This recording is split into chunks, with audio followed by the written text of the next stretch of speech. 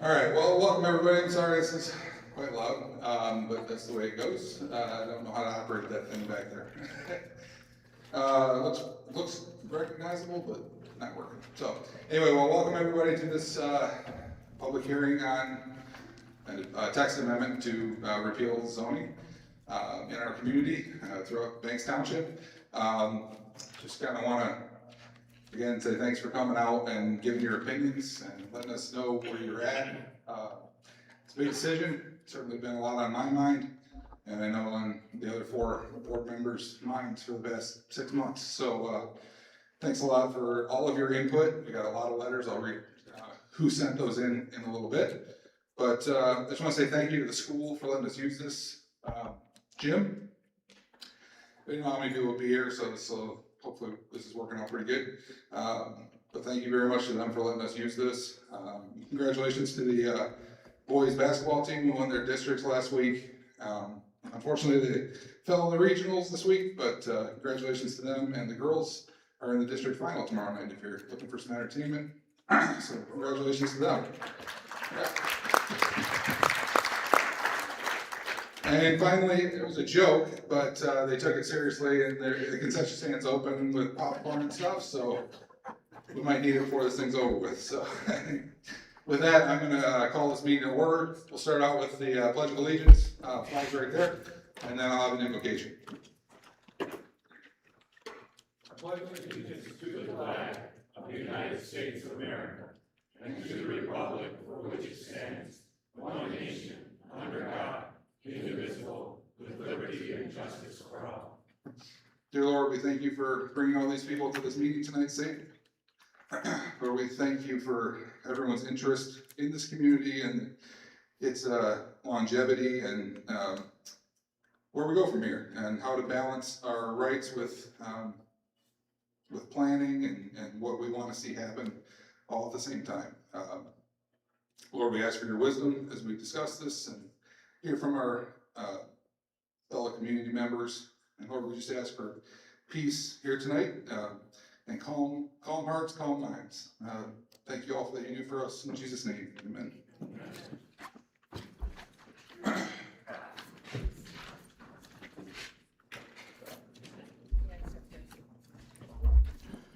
All right, so I don't know if you guys saw an agenda there, a few more left on the table. What we're going to do tonight to start with is we're going to approve the agenda real quick, and then we'll have a regular public comment period. So if you want to talk about something other than zoning, that would be the time to do so. Then there will be one at the end too. So you'll have an opportunity to 3 times really. 3 times to talk tonight. So again, the first part's just kind of anything else in the community you want to talk about. You can talk about anything you want. You can talk about how the sports are doing later tonight, whatever. But if you got zoning specific comments, I'd ask you to wait for those and then do that during the public hearing, so that it's all recorded together in the minutes. And hopefully that helps explain all that. And yeah, with that, I'll sit up for a second. We have introductions of who you are, please. Certainly, yes. We'll do that real quick. You actually want to say your names, or you want me to say who you are? You can say that. I'm Richard Frisky, one of the 2 trustees. Marv Rubin, trustee.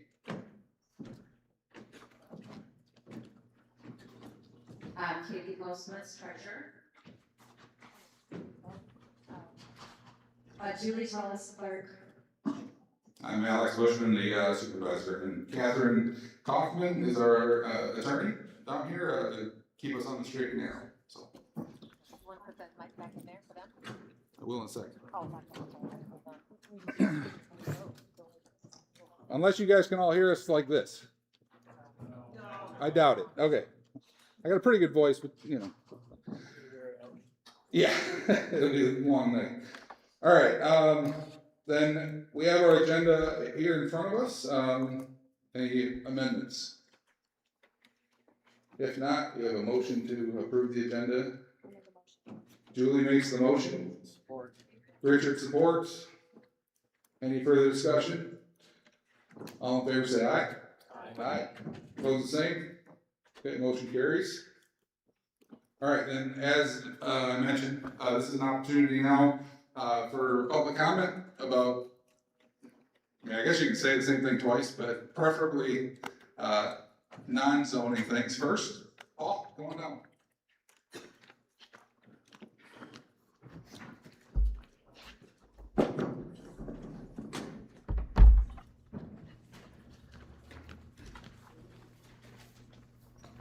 Thank you. Good evening. Paul McCann, Banks Township. I'm not going to talk about zoning or property rights or any of that, just more procedural things. Okay, so back in September, we circulated a petition around the township when we launched the Freedom from Zoning in Banks Township movement. It was a hardline petition with the idea on paper asking neighbors if they believed we should ask the board to remove zoning altogether. The response was tremendous. Many residents signed it because they believed it was time for a change. Recently, some folks on social media claimed that our petition was not legal. I understand what they meant, but in the context of the hit piece that it was made in, it sounded like something improper or illegal was done. I want to be clear that there's nothing illegal about a grassroots petition. Asking your neighbors to support an idea is perfectly lawful. Rather than argue about it, I use this as motivation to relieve these folks from trying to panhandle on Facebook and stress about collecting petitions. We took the opportunity to recently and formed a political action committee called Committee for a Citizen Vote on Banks Township Zoning. We worked with their attorney and prepared an official legal petition which clearly refers to the ordinance that is being considered tonight. We collected the required signatures from township voters based on the statute. What this means is simple. No matter what happens with tonight's vote, the work to place zoning on the ballot has already been completed by our team, so the voters of this township will have their say. Yesterday, I turned in about 119 signatures to the clerk. There's still more trickling in. Yes. And the clerk commented that these were very nice, but might not work as the referendum petition since they were signed before the board votes. I share with you a legal opinion that I have, and if you have a different interpretation of the statute, then we can challenge it later. The statute doesn't say that the signatures have to be gathered after the ordinance is enacted. The petition is drafted clearly refers to the ordinance that is being considered, and the people who signed it have enough information to understand what they are signing. The work is done. The people want to vote. Thank you. Thanks, Paul. Here's if you just want to put it on the record, there's what we did. Yeah, okay. You guys. All right, sweet, thanks.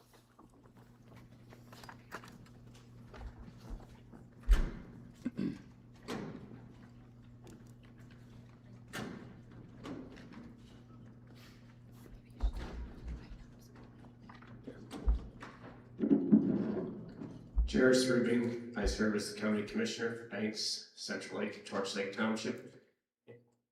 And I just thought that I would take this opportunity, since a lot of my constituents are here tonight, to let the public know that Antrim County, we had a meeting this morning, and we had a lot of in-depth discussions about the new jail and the new public safety center. And Plant Moran Real Point was there. It's a $27 million project. And we had some pretty in-depth discussion about mental health and flex cells in the middle of our jail. Our prosecutor also submitted a request to the commissioners, which we approved today, that would take some common offenses like driving without a license and minor drug, maybe operating while intoxicated, those types of things, and offer the defendant the opportunity to take a class instead of to just sit in jail, and to demonstrate that they understand the class and that they would hopefully not need to take up jail time for minor criminal offenses. So a lot of talk from our advisors and the public about how do we help folks not sit in jail, because 95% of them are going to be back in our community in a short time. And how can we help them to recover from addiction, and how can we help them to become contributing members of our community? So those discussions will be ongoing, but, when we're looking at building a jail that's hopefully gonna last between 60 and 70 years, we want to be able to have the space in there to do counseling, to offer peer counseling and professional counseling. North Country Community Mental Health also has counselors that they offer to the 6 counties, and I serve as the commissioner for Manson County on that board. So I just wanted to take the opportunity to let the public all know here that we are having some pretty substantive discussions about how we can help folks in our community and how we can make our new public safety center to be as helpful as possible to those who utilize it, both law enforcement and those folks that are there for whatever reason. Thanks, Jairus. Appreciate that.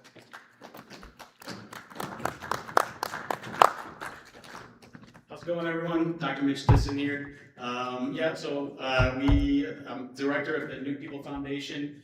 We have a few new initiatives in this area. Just want to make everybody aware of it. First is a pickup sports group. So if anybody wants to come out and play sports, hopefully we can play in here someday, but the level and quality of basketball will not be as great as the high school team, I can promise you that. Second initiative is just a mutual aid group for any able-bodied person to help out. Let's say there's an elderly couple that just needs to, help with some mulching on their lawn or something. Just trying to help build stronger community relations here. So if anybody wants to help out with any of these projects, feel free to reach out to me afterwards. So yeah, thank you. Thanks, Mitch.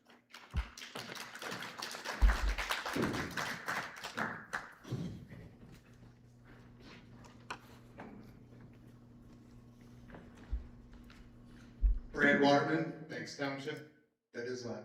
Yeah. Just want you to be aware, I never got a petition, never seen a petition. I've come to quite a few of these meetings, just mentioning there might be some people missed out on that. And as far as the subject someday, I would like to hear more about housing for maybe your youth that turns 17, 18, 19. Instead of growing up and leaving town, can there be some discussions about housing? That's something important to me. So, and then as far as down the road, being prepared for data centers. That's getting a lot of news. So, thank you. Thank you. Anybody else?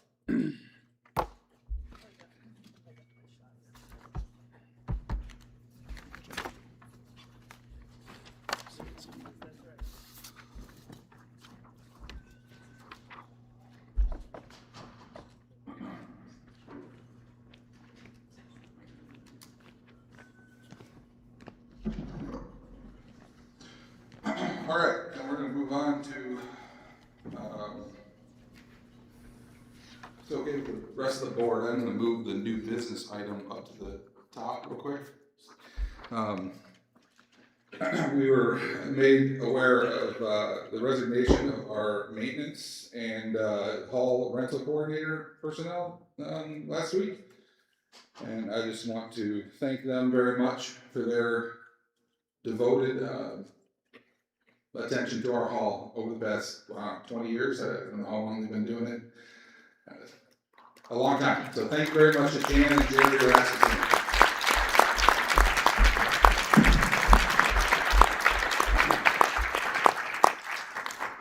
With that, I would make a motion to accept their resignation letter. Support. Richard supports. Any further discussion? Oh, just thank you. Yeah, I mean, that's. Thank you, Jan. You want to say that? Okay. Go ahead.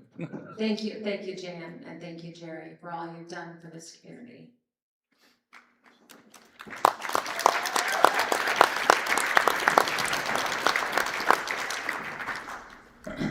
All right, then with that, those in agreement, I can't even think of this, I can't think right now, sorry. Those in support, say aye. In favor, thank you, that's the word I'm looking for. Those in favor say aye. Aye, opposed the same. Motion carries. Thank you again for all your hard work. I know you guys put a ton of time into that town hall and it shows. So, thank you so much.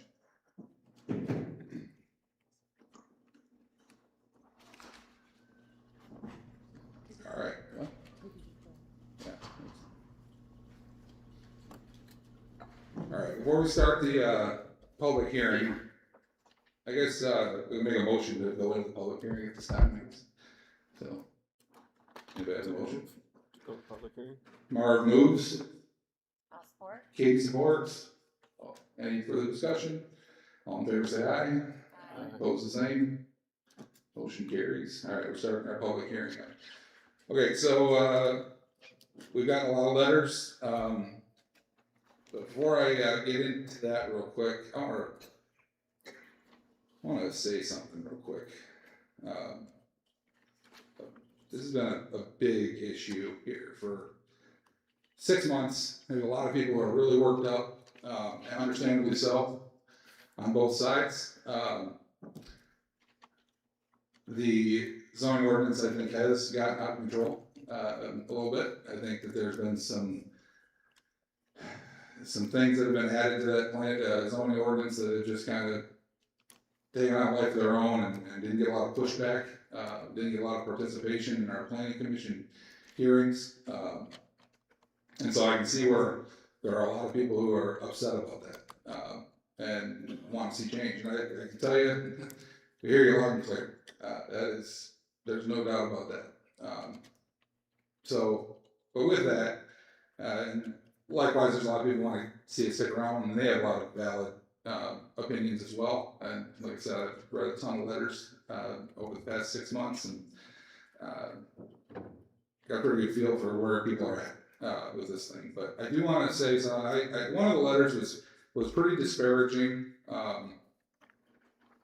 to these two guys here on my left, and there's been other ones that are disparaging towards Katie and Julie, and there's stuff floating around on the internet about me.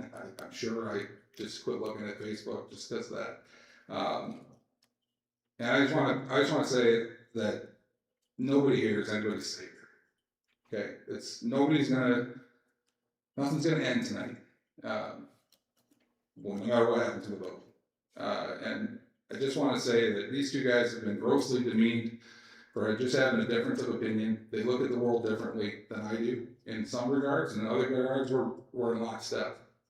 And I would urge everyone to have a better understanding of everybody at this board before you go ripping on them. We are all human. We're all worthy of dignity and respect.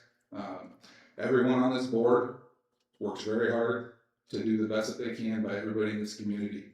And I would just ask for that respect that I think we've earned.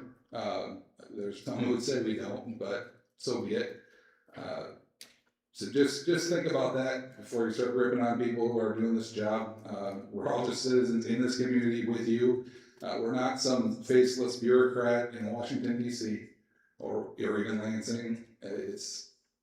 We live, y'all have my address, okay? Y'all know where I live and where everybody else is at here. And so I just want to say, Marv, you don't change your stripes, man. You do not. You are what you are. You, for 20 plus years, you wanted to get rid of zoning. That's just who you are. That mindset, that worldview that you have is far older than him owning a piece of ground that's got some gravel under it.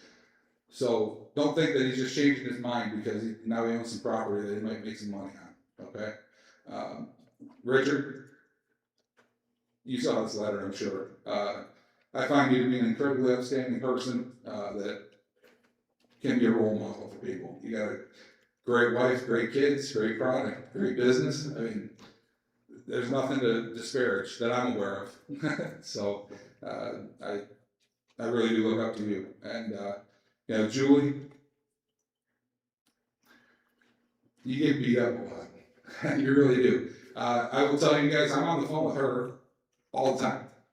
All the time. She's trying to find out what the right thing is to do for different things in our community. She's trying to do things the right way. She's taking tons of training to take on a massive job. It's a huge scope of work. And she's done a really good job of picking that up in 14, 15 months. So I commend you for that. And you know, like I said, it's all about respect. And Katie, you get dragged through the mud too. I know, you're tough, you are, everybody up here has relatively thick skin, but it does wear on you over time. To know that there are people that are just down the street from you who hate your guts, because you think a different way on an issue. And that goes both directions, so, obviously, we have differences of opinions, we've talked about it at length. And I just that's just what I wanted to say today, before, why everybody here, everybody's watching online, whatever. Let's just be respectful. We are all human beings worthy of each other's dignity, worthy of dignity and respect. So, are we going to speak to them? Sure. I would like to thank Alex for excellent job running the meetings. And as you've just seen, he respects people and he respects all of you. And I know that because he gets all these letters and he reads every one and he takes every one of your and our opinions into account. I really believe and hope, the bottom of my heart, that after this process, we can unify as a township. We need unity. Julie did an excellent job talking about that last time. And I believe that after a decision is made of this magnitude, there can be healing. And after division, we can come together. I really believe also that in the short term, not very long term, I don't know the exact timing, we will all need each other. We have a federal government that's out of control. We have a government that has a deficit that is unimaginable. And when that deficit and their actions come home, it will affect every one of us, and we will need to work together as a community to know our neighbors, to help our neighbors, and to be friends. And that's where we need to go.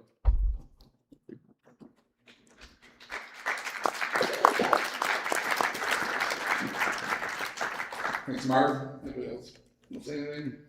If not, I will read through the letters that we've received, just to put them into the record here. As far as I know, this is everybody up until like 5:45. So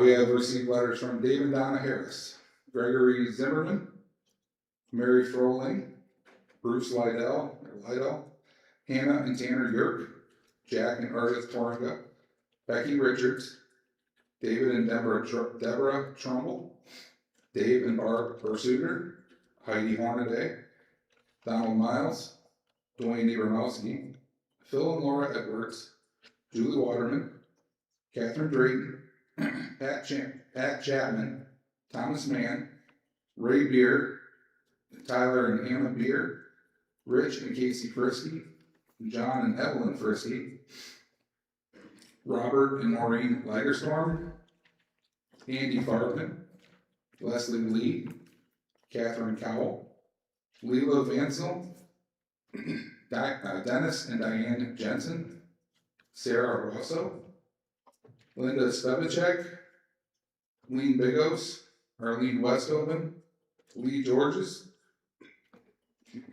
Paula Leach, Torch Lake Protection Alliance, Rob Keller, Jenny Cornea, Friends of Clam Lake, Barbara Carton, Bill Vandercook, Judy Passon, Ann Schwann, the Watershed Traverse City, Tip of the Mitt Watershed Council, Teresa Sherman, and Carla Cameron.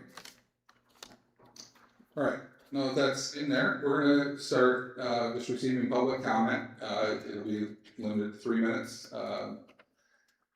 Just have you guys come down as you see fit. When the line's a little low or whatever, if you can kind of just create a line so we're not waiting for people to go up and down the steps all night long, that'd be great.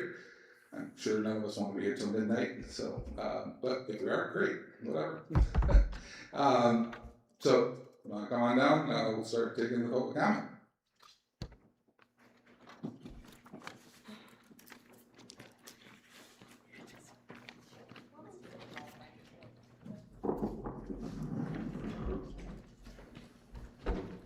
Somebody has to be first. So first of all, I want to thank all of you as board members for doing the job you do. It's kind of a thankless job, and I appreciate the recognition that you are doing what you do. Despite differences of opinion, we're all community members. So here we go. Tonight I'm wearing blue because it's symbolic of protecting our waters. It was kind of a symbol that was circulated online. But the issues that we're talking about tonight are way more than just protecting our waters. For instance, what if somebody like Nestle came in and bought up a couple farms and wanted to collect all of our water and sell it back to us in our little bottles? That would be disastrous to our way of life.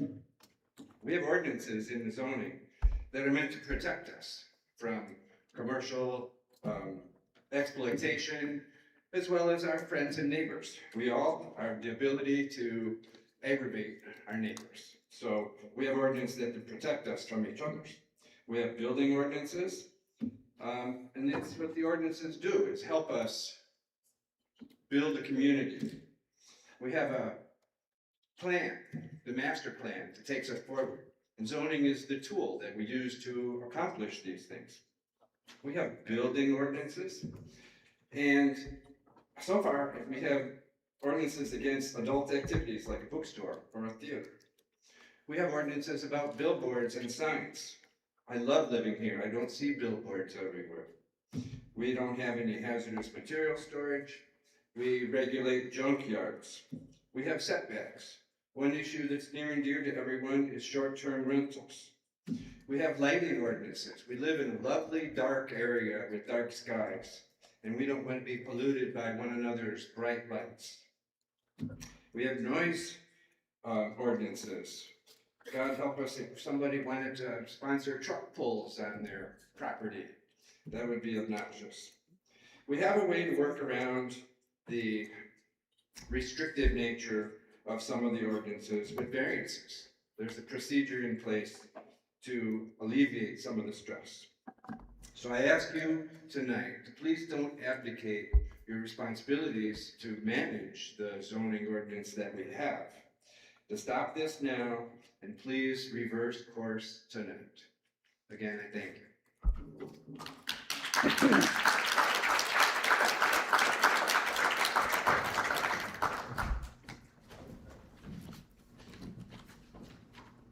Vicki Kemp, I live in Banks Township.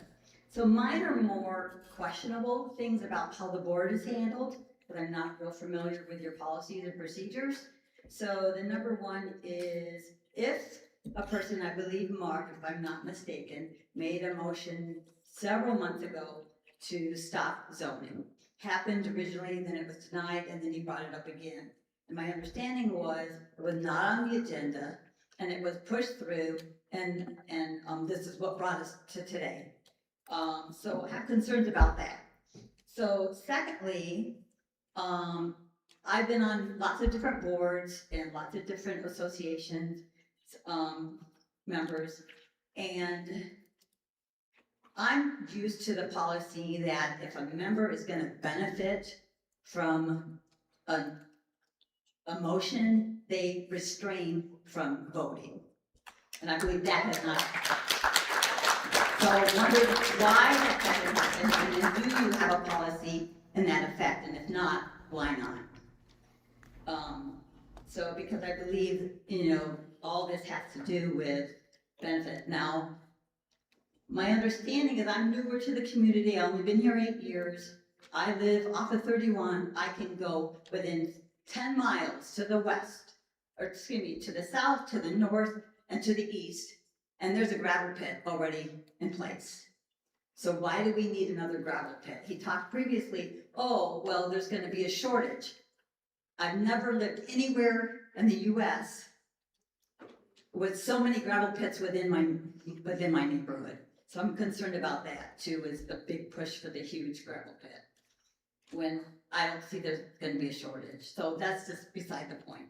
My other issue is, I want you to remember that you were voted in by the members of the community, and your position should be what is in the best interest of the community, and not to benefit you personally.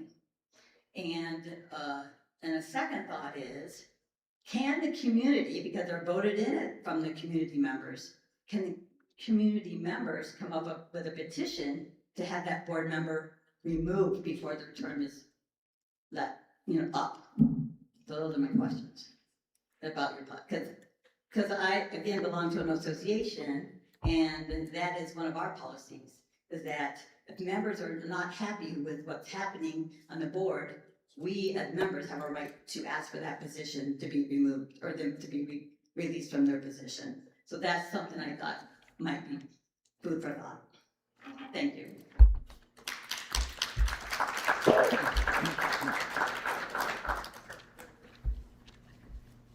Good evening. Tonight you'll hear the same things you've heard many times related to zoning. I'd like you to remember, when you're listening to the voices from Torchlight Alliance and the voices from Elk Rapids and Traverse City and other townships besides Banks, those voices are not the voices of the registered voters of Banks Township. They are not the voices of the citizens who voted you into office. The registered voters are those that you should be listening to. That's why this issue should go to the ballot for voting. They'll try and tell you it's all about trustee Marv Ribbing and gravel pit. It is not. It is about personal property rights. The property that you own and pay taxes on, it's about doing with your own property as you see fit. As long as you are not polluting anyone else, it should not be anyone else's business what you do with your own property. When they tell you the water will be polluted without zoning, remind them that water in Michigan is primarily protected by the Michigan Department of Environment and Great Lakes Energy. At the state level and in partnership with the federal agencies like U.S. Environmental Protection Agency and many other agencies, such as the Michigan Department of Agricultural and Rural Development and the Michigan Water Stewardship Program. None of these agencies are tied to local zoning. When they tell you that there'll be a tar paper shack built next to them if there's no zoning, remind them that zoning tells you where you can build your house and how many homes you can have on one parcel of property. It's the building department with a licensed contractors that tells you how to build your home, and that is what will protect you from having a tar paper shack built next to you. When they tell you without zoning, marijuana businesses will open, remind them that under the Michigan Regulation and Taxation of Marijuana Act of 2018, Banks Township has already determined no marijuana business can be opened in the township, and that's not tied to zoning. When they tell you without zoning, junk will pile up, remind them Michigan gives all township police powers to develop ordinances to deal with blight and nuisance. And this too is not tied to zoning.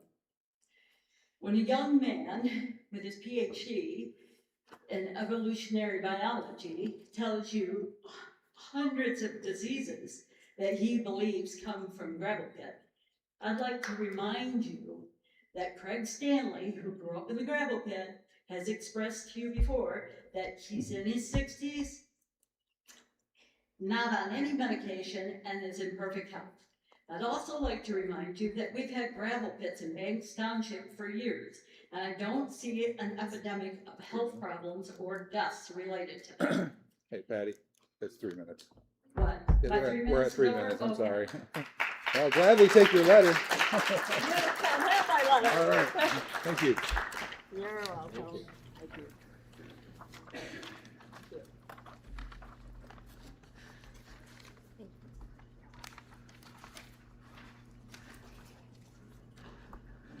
Good evening. Thank you for hosting this meeting. My name is Okay. Martha. Okay, perfect, thank you. Okay, my name's Martha Kern-Beaupre. My husband and I own a home in Banks Township, and we also have a home in Superior Township, Washtenaw County.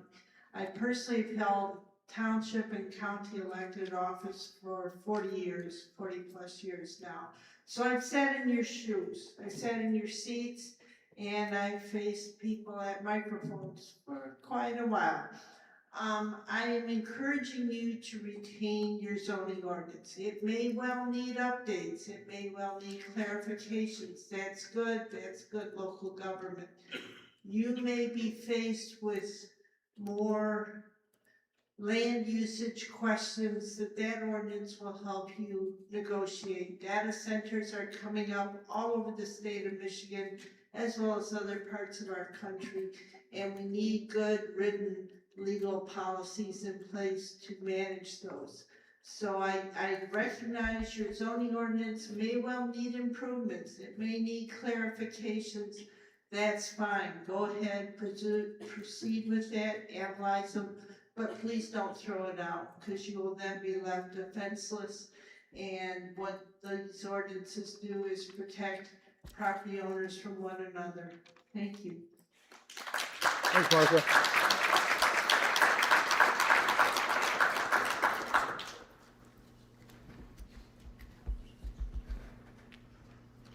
Good evening. My name is Stuart M. Smith. I'm Banks Township is where our summer family home is. And I'm against the throwing out the zoning ordinances. Like Martha said, if you need to revise them, I would do that, but I would not throw out the zoning ordinances. Thank you.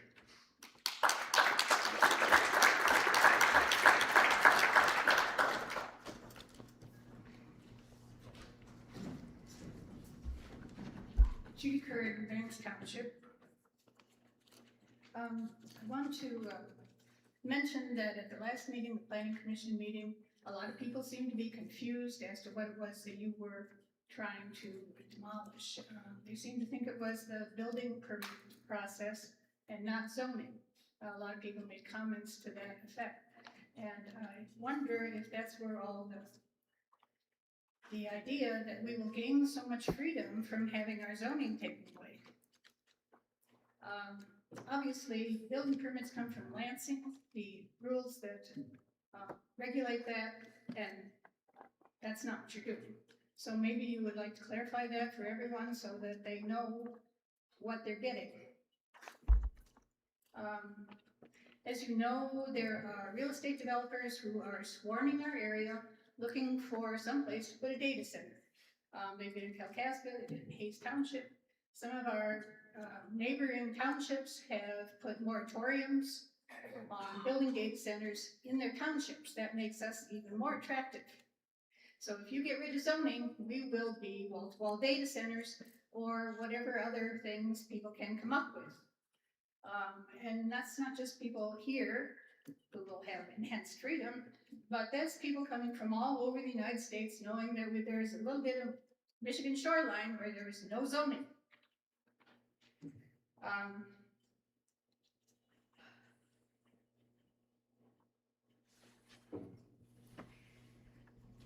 I think that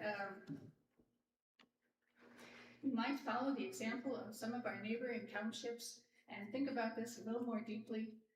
If you get rid of zoning, you will destroy the rural character of our community.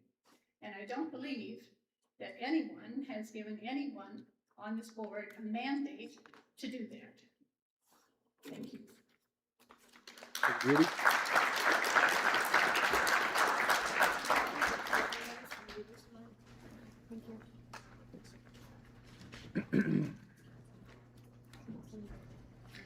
Good evening. My name is Patrick Moira. I attended the November 18th Planning Commission meeting where we had a public hearing to discuss the motion by the Township Board to repeal zoning. At that meeting, I listened to 18 people speak in favor of repealing zoning. 2 of those were non-residents. I heard 31 people speak in favor of keeping zoning. 7 of those were non-residents. However you want to decide or count resident or non-resident, the result is 1/3 were in favor of repealing, 2/3 were in favor of keeping at that meeting. It would be my recommendation that this board keeps zoning for Banks Township. One thing I heard on both sides of this topic is that the current ordinance needs to be reworked. And I think that this ordinance is currently too restrictive. So let's do that. Let's amend this ordinance. Let's give the people the freedom to do what they want on their private property. And let's protect our neighbors while we do that. Thank you for your time.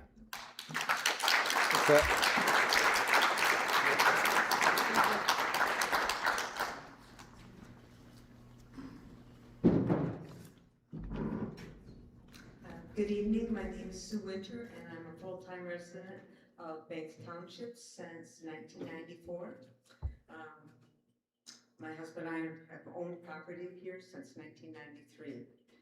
We oppose the amendment to repeal Banks Township Ordinance and would agree that it does need to be looked at and revision. All policies need revision and need to be dynamic in properties. As residents, we truly appreciate and are grateful for the natural resources in this community, including the overall peaceful environment. The zoning ordinance provides a structure for the wise development and safeguarding of these resources and character of this community. We recognize that there are currently state and federal laws that help protect the environment. However, these can be repealed and or may not be sufficient to meet the local needs of our community. We are also gravely concerned about advancements in technology, what I call disruptors, that even though this board is well seasoned and this community is well seasoned, we are not even aware of. I can imagine there were a lot of communities that were struggling to learn about data centers when it was first proposed.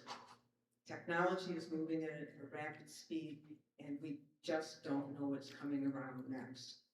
The zoning,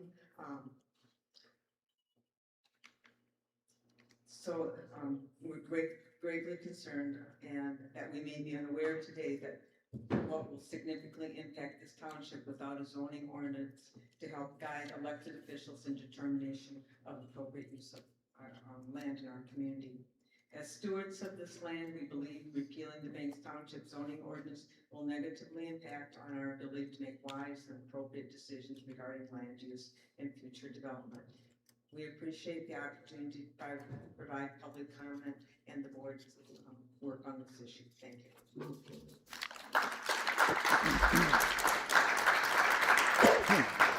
Thank you.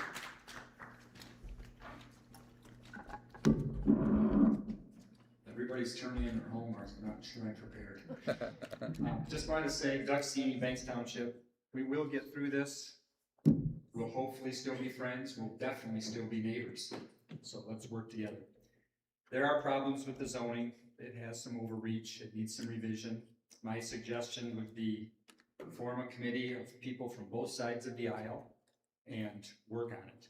That's how things get solved, by talking amongst ourselves. We have differing opinions, that's fine, let's work through it. If I have a broken toe, it doesn't mean I'm going to amputate the foot. We should keep the zoning and work on it. One final thought, with no zoning, the highest bidder will be the driving force. Corporations or people, individuals with more money than the entire net worth of Banks Township residents can come in and do as they see fit. Whatever your hot button may be, you may not like it. It could be a data center, a wind farm, solar farm, sewage treatment plant. It's going to go to the highest bidder if we don't have some zoning that sets some parameters to control our beautiful environment. Thanks.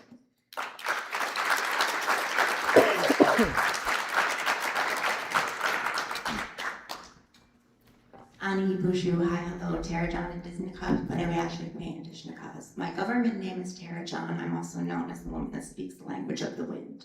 I'm a registered citizen and voting member in Banks Township. I am largely against zoning ordinances and codes, but this actually is one of the ways that policy and procedure, as intended, moves on behalf of the community that it is protecting.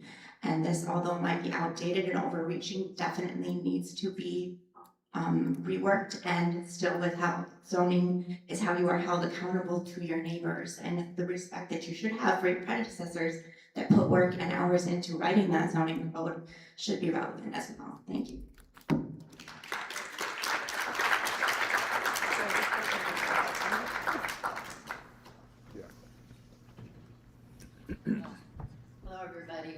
is Sue Swain. I'm a resident of Banks Township, full-time.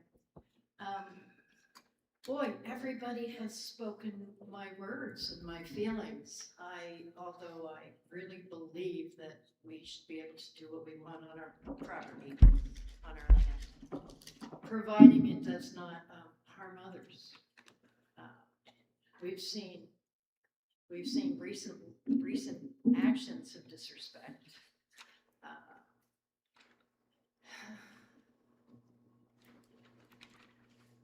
If we all could respect one another, we wouldn't need zoning. We do need zoning. Mr. Rubin, you're a poster child that says that we need zoning. The watershed is not just affecting the neighbors that are around the gravel mine, it's affecting everyone downstream. We need that to live.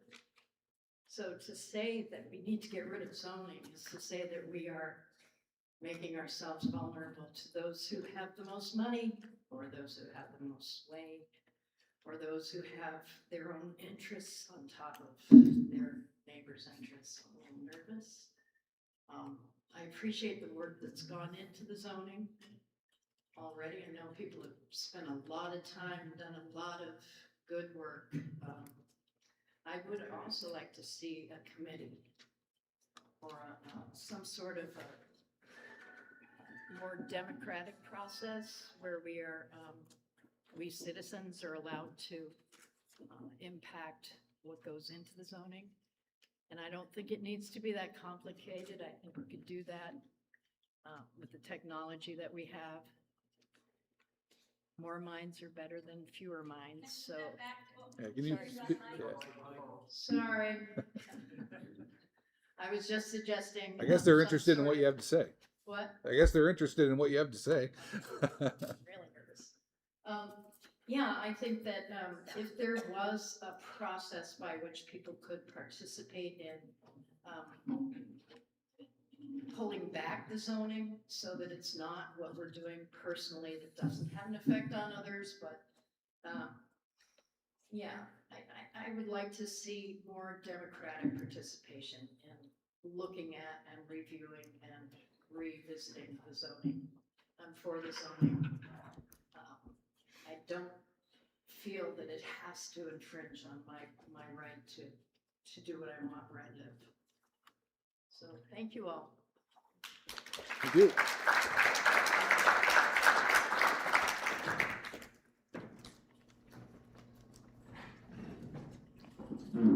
Just move so that if you're shorter, you can hear. My name is Shirley Jones. I live on the Flat Road in Banks Township, and I've been here in front of this committee for several years talking about Fox Mission, and I'm going to talk about it again tonight. I live downstream from Fox Mission, and some of my neighbors are here who have been affected by the landowner of Fox Mission, where they clear cut, didn't put up erosion screens, and then in the springtime when snow melt and the spring rains happened, all that debris washed down into the creek, which is a designated trout stream, and filled it in about 6 inches. Nothing was done by this committee, or the state of Michigan, or then the Department of Environmental Quality, which is now called EO. They told me I had to get permits to dredge the creek if I wanted to fix the designated trout stream. Since then, I was also on vacation when that happened. And when I came home from vacation, the landowner up there had put a wooden bridge across the designated trout stream, Goyer Creek. Put logs across the creek on my land without my permission, because they had put logs down across the wetland for the logging trucks to take the logs out, and when that failed, they thought it was okay to come onto my land and put a bridge across my land without permission, and this was with zoning in place, and they did that. I received no compensation for any of the work and the destruction of my land. Our neighbors and myself deal with flooding every year because the creek was filled in about 6 inches. I used to be able to stand in the creek and it'd be about to my knee. And now I stand in it and it's like below my calf. That's how much silt and sand filled in this designated trout stream. Anybody who drives on the flat road knows that when you get a heavy rain, the road floods. And it's flowing water.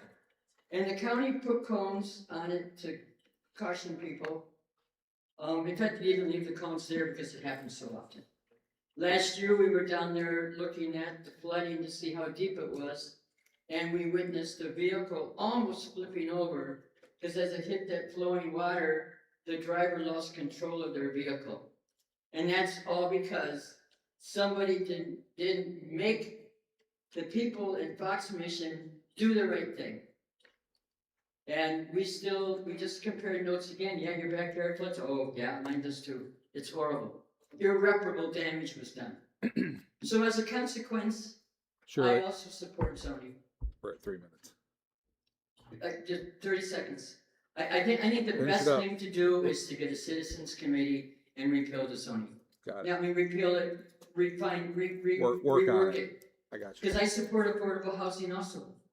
It can't happen right now. Thank you. Thank you.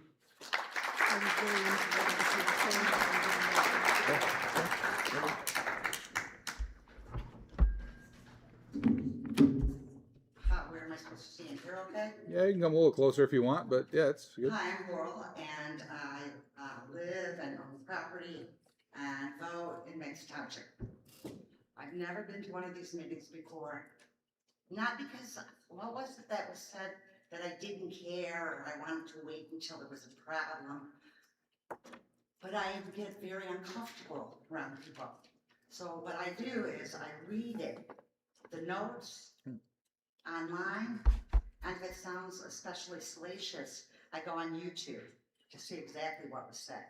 So I'm up to snuff on everything that's happened in the last 6 months.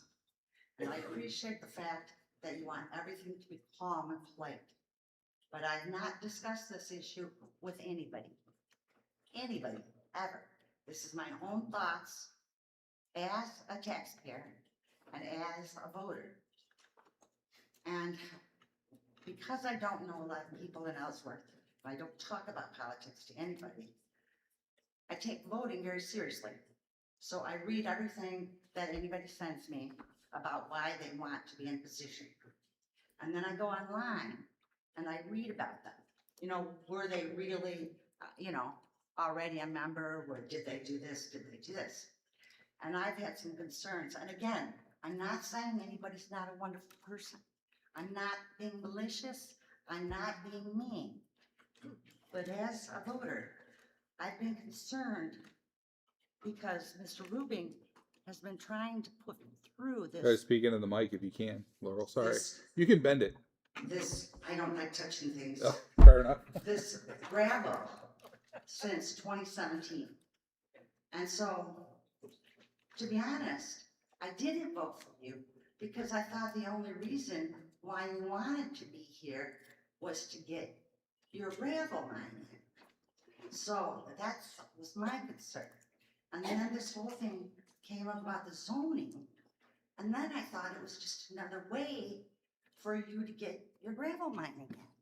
And maybe that's all in my head, but I wanted to be honest directly to you in a non-rude, non-confrontational way, how I was feeling as a taxpayer. And as far as totally getting rid of the zoning, has anybody ever heard the expression throwing a baby out with the bathwater?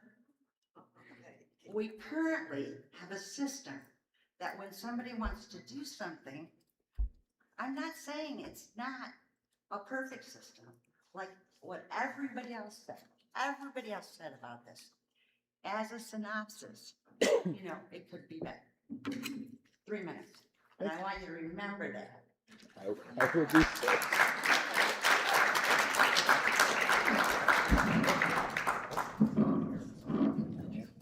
Good evening. My name is Steve Cobb. I'm a full-time resident of Banks Township, and I am not in favor of repealing the zoning. And I don't know anything about social media posts or any of the things that are happening outside of just what this issue is. And it appears that there's two issues. One is repealing zoning and property rights, and it sounds like there's a conflict of interest.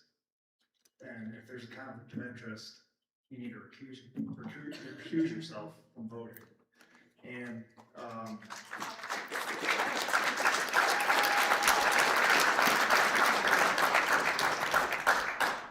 that's not my opinion. That's just the law. That's the law. So that's one issue. The other is if you have a personal interest in this and the zoning ordinances don't make sense, then we need to bring this back together. And there's been a lot of suggestions about committees. I think if things need to be changed, that's the way to do it. The lady before me said, don't throw the baby out with the bathwater. That's absolutely true. There's a better way to do this. And we need to come together as a community to provide some kind of structure and laws so that the things that are happening with data centers and other things going around in the country aren't happening here. I think this is a good thing that we're having this conversation, and I give you credit for bringing it up because I believe that we can bring ourselves closer to where we really should be and make sure that the conflict of interest is removed. And if this has to come to a public vote, fine, but please do make the right decision here. Don't make Banks Township such an exception in the entire country that we don't have laws. Otherwise, you're not going to have a tax base, businesses won't come here, or you'll have the wrong businesses coming here. So I just implore you to make the right decision. And if you do have a conflict, don't take this up as a vote tonight. Find another route. And please just make the right decision. Thank you.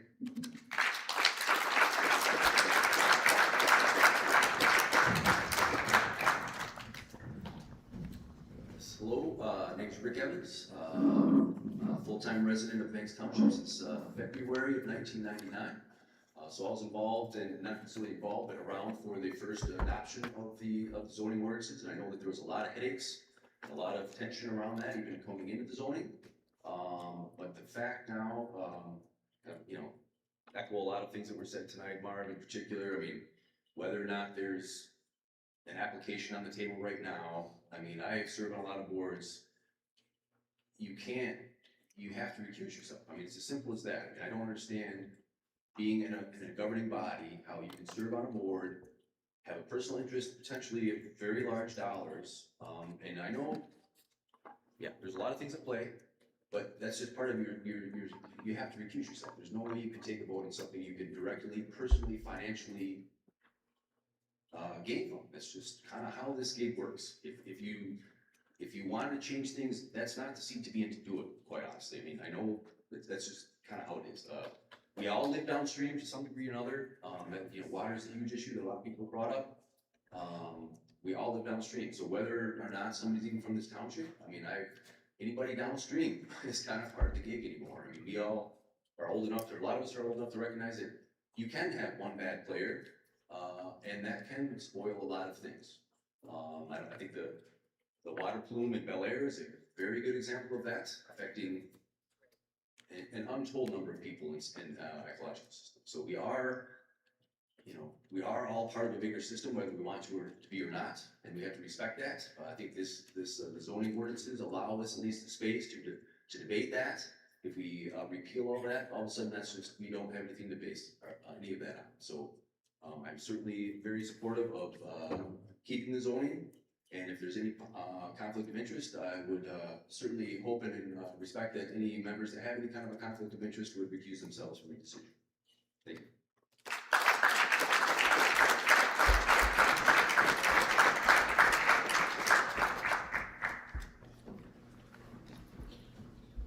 Luke Borgling, Banks Township. I am for the repealing of the zoning. As it's been said quite well by a lady who was here earlier, there's already protection in place, federal, state. We don't really need to be stacking laws and ordinances and further bureaucracy, one on top of the other, it just doesn't make any sense, so go ahead and repeal it.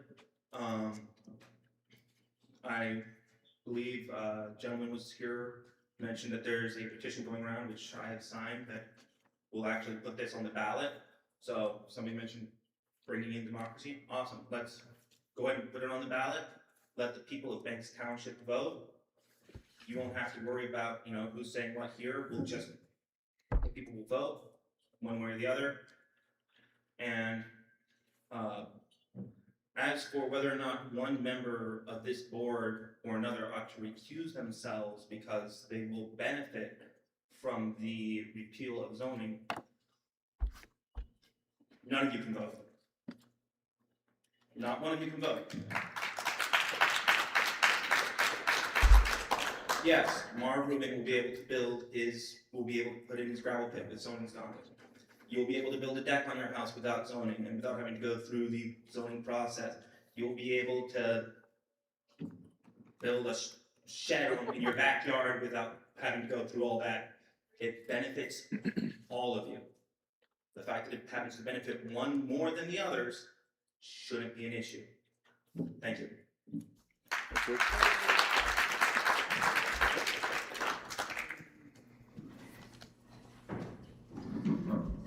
Pat McCannowitz, Banks Township. I want to first start by apologizing to Marv, Richard, and Julie for all the lies and misinformation that has been levied against you throughout this whole process. And contrary to popular belief, Marv is not the reason why we're here tonight. I am. With my brother and a few people that we recruited, we started this repealed zoning movement in this township.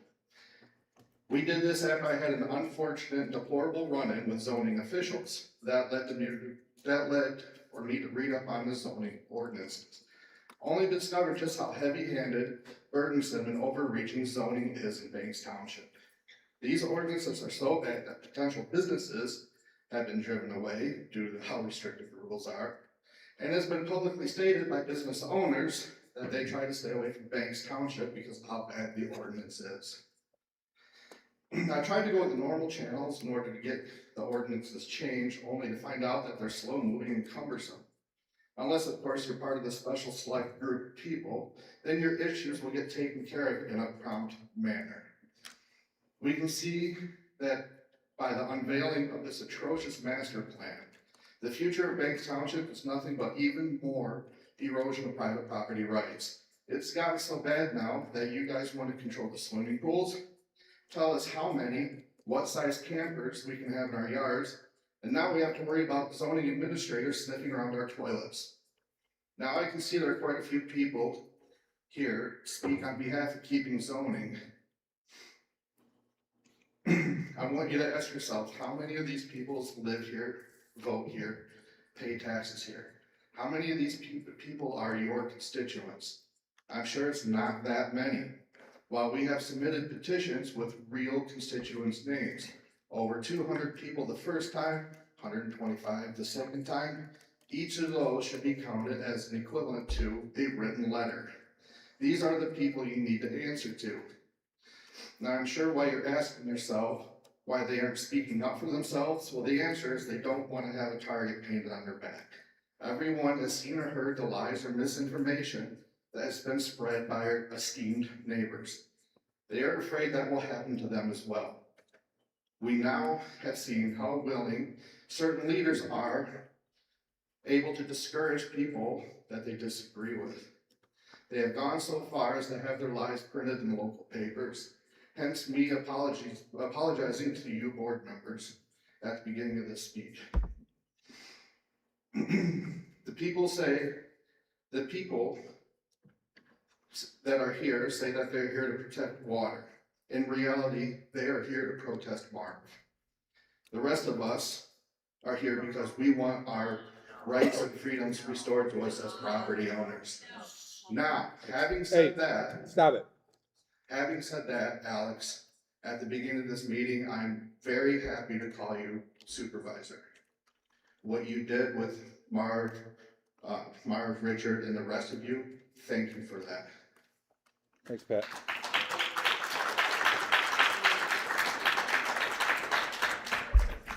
Try not to, please don't interrupt each other, or nobody else is interrupting. I mean, let's just be good to one another. Good evening, John Frisky. I am from Banks Township. Our family has been for 3 generations. I would like to also comment on this conflict of interest thing, just because we have heard it so many times. So that has been completely debunked. You cannot have a conflict of interest when an issue such as zoning affects the entirety of the township.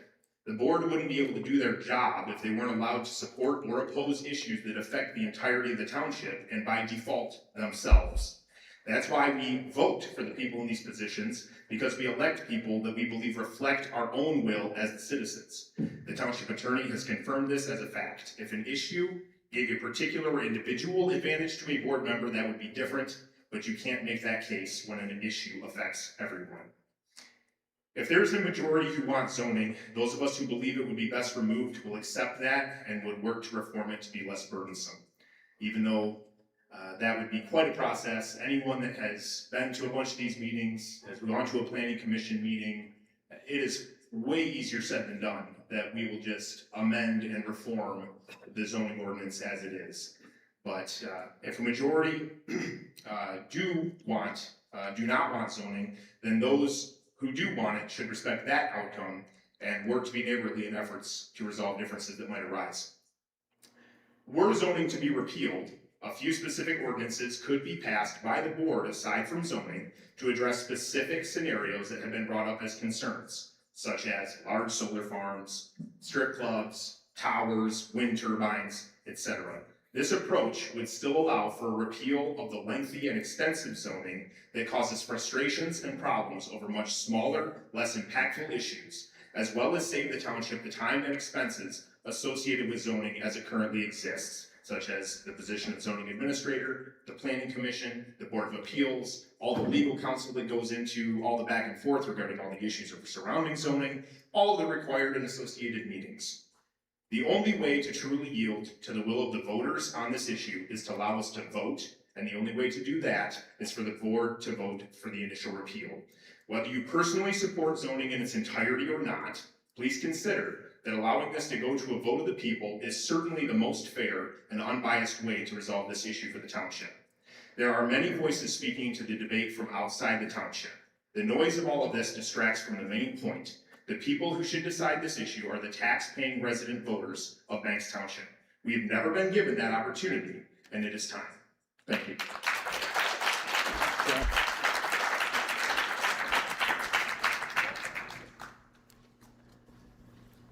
I'm Tom Richards. You know me mostly about the road that we live on.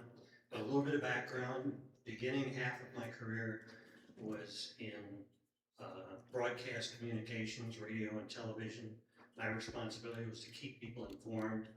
The second half of my career was right where you're sitting now, in 2 communities, working in public service and serving the public. My comments are we going to cave in to those who say, nobody's going to tell me what I can do on my property? We're hearing a lot about how much better things were before zoning, and the dismissive attitude about people who aren't from around here. If we're going to have any hope of preserving anything or having any control in our community, we have an obligation to think this through. From the people who want to blow up planning and zoning, are you hearing any realistic plan to protect us from the impact our neighbors will be allowed to inflict on whoever lives nearby? Don't you think we should figure that out before we are all exposed to the chaos that happens when we have no restraints and we have no plan to control what comes next? We grow up expecting that we should be able to rely on our elected and appointed officials to represent us, to preserve the peace, the safety, and stability of where we live. If our elected representatives are going to put their own personal interests above those of the people who they promised to represent, then we know what we have to do.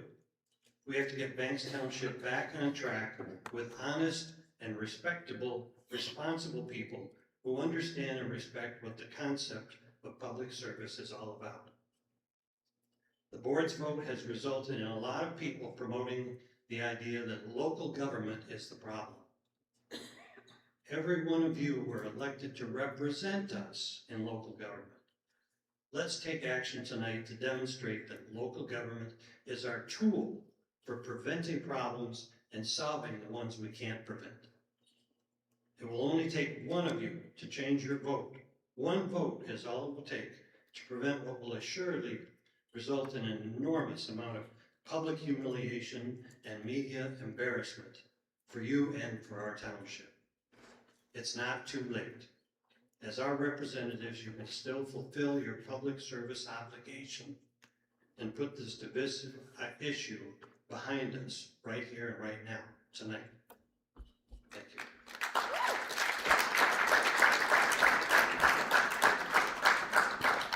Welcome again, Dr. Mitch Disson, Banks Township. Thank you for introducing me, lovely neighbor. Although gotcha, I'm not talking about gravel pits today, so. And in truth, I don't know what I'm gonna talk about because I wanted to speak from the heart tonight. Because this is a quite emotional issue for me, mainly because my wife and I chose this area. My wife is Polish, she's not allowed in the country yet. She might hopefully be allowed in, hopefully in a month here. Thanks to Mr. Government, we've had quite the process trying to get her in. We chose this place because she's a farmer. We wanted to live amongst farmers. Don't know if you always had this much drama in this community, but we wanted a quiet, rural community. It's been anything but thus far. So yeah, when we first moved here, we actually thought this was unzoned. Our realtor was terrible at their job, and we were quite psyched about it. I thought that zoning was always about freedom. We wanted to put an eco resort on our land, make some use of it. Yeah, and I think we were just all happy thinking that we lived in an unzoned area. We came to find out we didn't. Yeah, and I see that as a state of lesser ignorance before I really learned what zoning was truly about. So over the past few months, our nonprofit has been leading the fight against data centers statewide. We organized a protest in Lansing. We're organizing another protest, statewide protest, coming up here in mid-March. And I have to tell you, Marv, I don't think you're evil at all. In fact, I prefer you as my enemy relative to the data centers and the big tech people, because these people are a considerable evil. And I know I don't think you're evil at all. But again, what I'm seeing statewide is that these big tech corporations are specifically targeting unzoned rural townships because they know they're underutilized, they're underfunded. They know that they can prey on them. And so this is what zoning is truly about. It's about protection. It's about protection from ignorance. It's about protection from greediness. It's about protection from considerable evil. Because I don't have to remind everybody here too that basically every single CEO and founder of big tech corporations who want to come into Michigan, every single one was basically named in the Epstein files. These are not good bedfellows. These are not people that we want in our backyards. So this is why this zoning issue is so much more than about freedom. It's about protection from outside influence coming in to our lands and destroying our beauty here. And I just want to end on one thing here too. So I went to the planning commission at the Antrim Planning Commission meeting early December here. Brian Graham is a well-respected attorney. He sits on the planning commission. He said he went on record saying that you need to recuse yourself. And I really trust his opinion because he's a very well-renowned attorney in this area. So please take that into consideration. And yeah, thank you guys. Thanks, Mitch.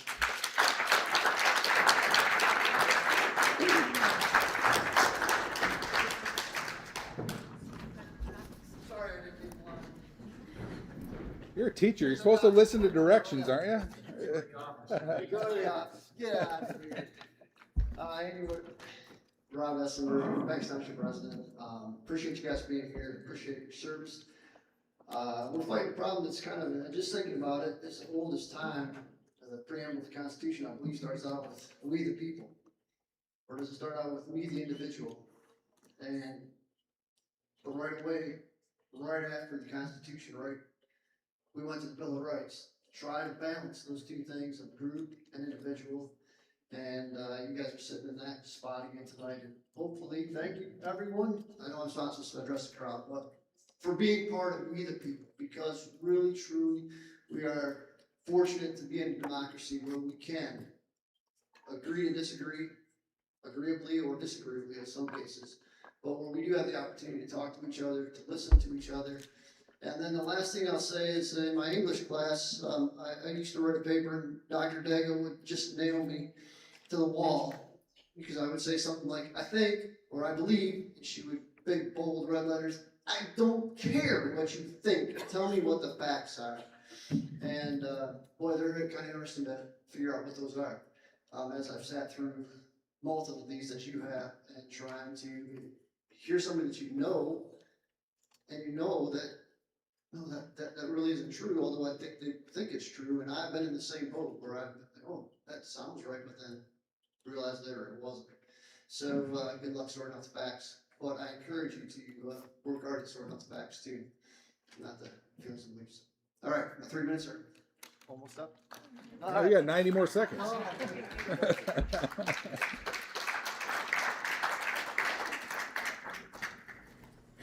Hi, I'm Mitch Treadwell from Traverse City, Michigan. I don't envy the position you're in. This isn't the sort of issue that you necessarily expect when you run for a township board. And I know because I'm a city commissioner down in Traverse City. And I would be, if I envy something about your position, it's the fact that so many people are here to speak out about something that they feel strongly about. We can be lucky in even a much larger city to have a dozen people come out on something that does affect the entire community.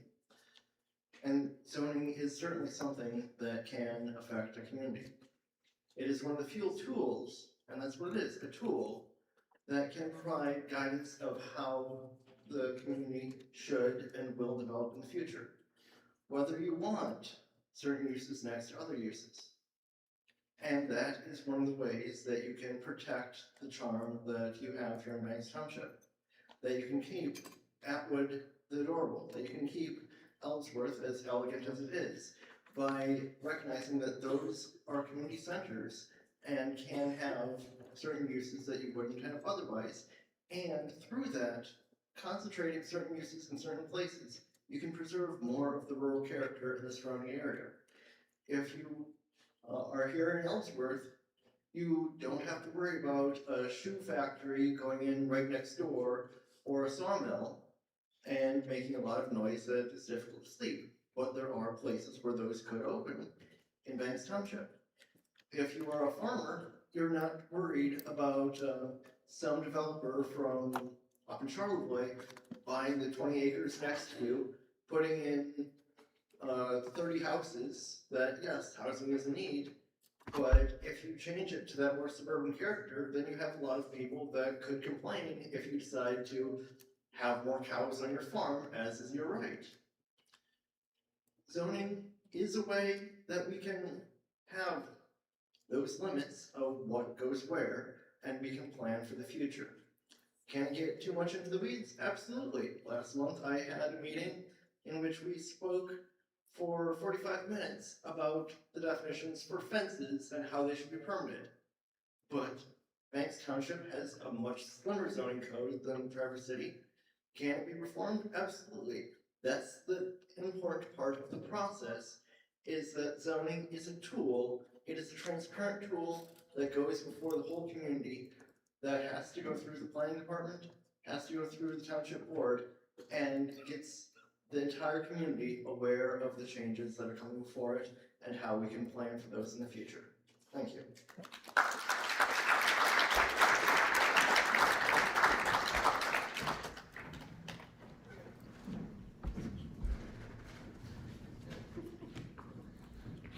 My feet are asleep. Sorry, I haven't sat in the bleacher in a while. Tyler Strange, Banks Township. Alex, if I'd known that this is what it all boiled down to when you asked me to sit on the planning commission, I would have told you no.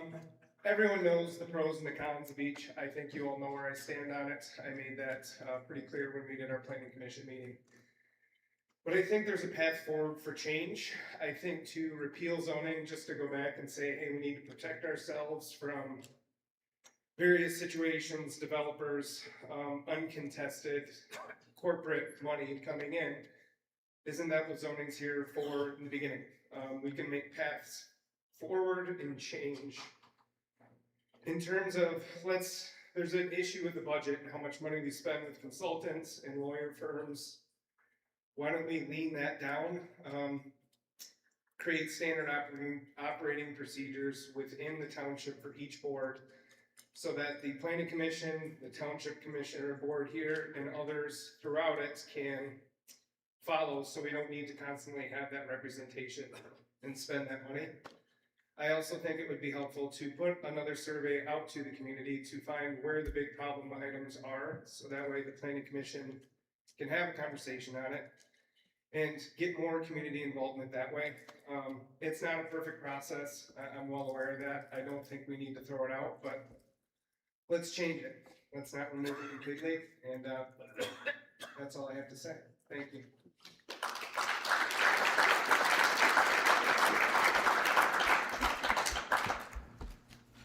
My name's Bill Vandercook and I'm a plant. I live on Marion Center Road. Yeah, I have a house up here in Michigan.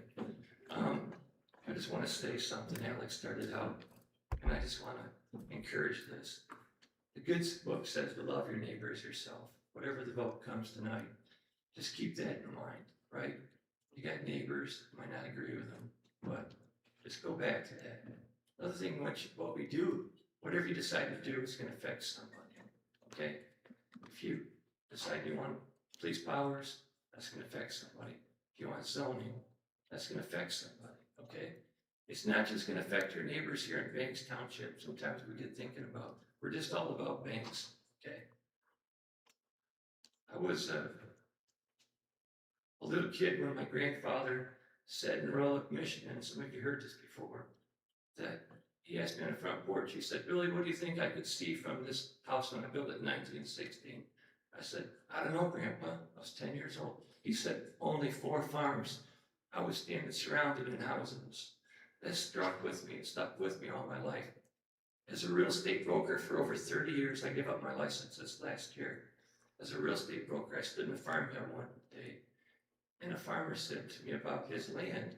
When I told him, I said, wow, look at all the houses you could put on this property. He said, what? Spoil that view?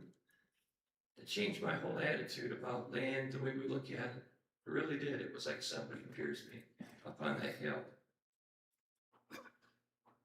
We need to think about like the resources we have, how we protect those resources, what we do. And I'm talking about someone that worked with all kind of government, federal agencies by special request, state agencies by special request, county agencies by special request, nonprofits by special request, being a zoning administrator, going to school for urban and rural planning, okay? I'm not talking just because I feel it. I've seen it statewide. I've been a part of it. I would suggest just looking back at your zoning. If it isn't right, look at the zoning again, look at the master plan, look at the zoning, and don't just vote it away.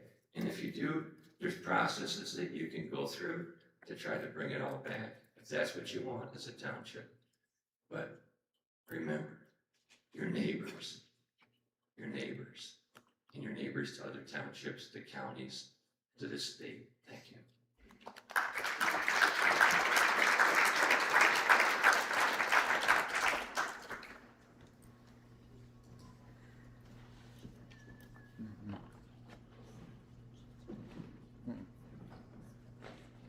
All right. Anybody else? Oh, there we go.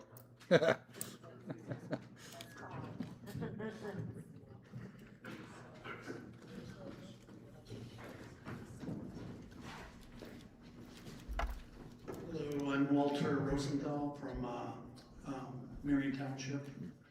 I own property in Antrim County, and I am a developer too. I try to make affordable housing for people, and it's very difficult with all the zoning regulations. It's very, very difficult. And even if you can, like to make low-income housing is almost impossible because the cost of the property is so high, and then you're regulated to only maybe putting 1 or 2 dwellings on it when you buy it. it makes it so then you can't offer that property for lower income people. If you could put a few more houses, double that or triple it, you know, maybe 10 acres or something, you'd have the ability to take care of this. This is one of the biggest problems here. Like in Charlevoix, the city of Charlevoix, most of the houses are owned by people from downstate, and they're used as Airbnbs. And they're not even available for rent for regular people, none of the houses. And, you know, you go out in the country, out here in Antrim and stuff, the property's so expensive. People are worried about what's gonna happen when there's no zoning, they're freaking out. But there's lots of townships in Antrim County that don't have zoning. Okay, when you drive through Antrim County, you can't tell the difference. You drive from one place to another, you can't see south of East Jordan that there's no zoning. You can't see by Torch Lake that there's no zoning. You can go down by Elba and stuff, all that's not zoned. Okay, there's no difference. It is not like there's factories and all kinds of garbage going up, but the regulations here make it so hard to do anything that I think we need to remove the zoning. Already there's regulations in the county regulates it. I can't even build a tiny house in a non-zoned township in Antrim. Was asking about it to build like a 300 square foot tiny house for low-income people. Can't do it because the county, Antrim County, says at least one room has to be, I think it's 300 or 350 square feet. And then you've got your other rooms, you know, your bedroom and your bathroom, and all of a sudden you get up in the square footage again where things start getting more and more expensive. Okay, so the less regulation, the better we wouldn't have the problems we have. You know, property tax, I just got my assessments, they're all up. You know what I mean? This is ridiculous. We're just renting the property from you in the state of Michigan. We don't own the property. Just stop paying your property taxes. What's gonna happen? There's gonna be a guy with a gun that comes to your door and it's gonna take it away from you. All right? We need to turn this around. We need to start giving rights back to the people and start standing up for our rights and bring some freedom back in this country, because government always grows. It never gets smaller, it always grows. Our township in Marion, where I live, constantly adding more pages to the zoning all the time. It's just more and more and more and more and more. Okay, it never stops. It never goes less, it never goes down, it always gets bigger and bigger. All right, you're good. Thank you.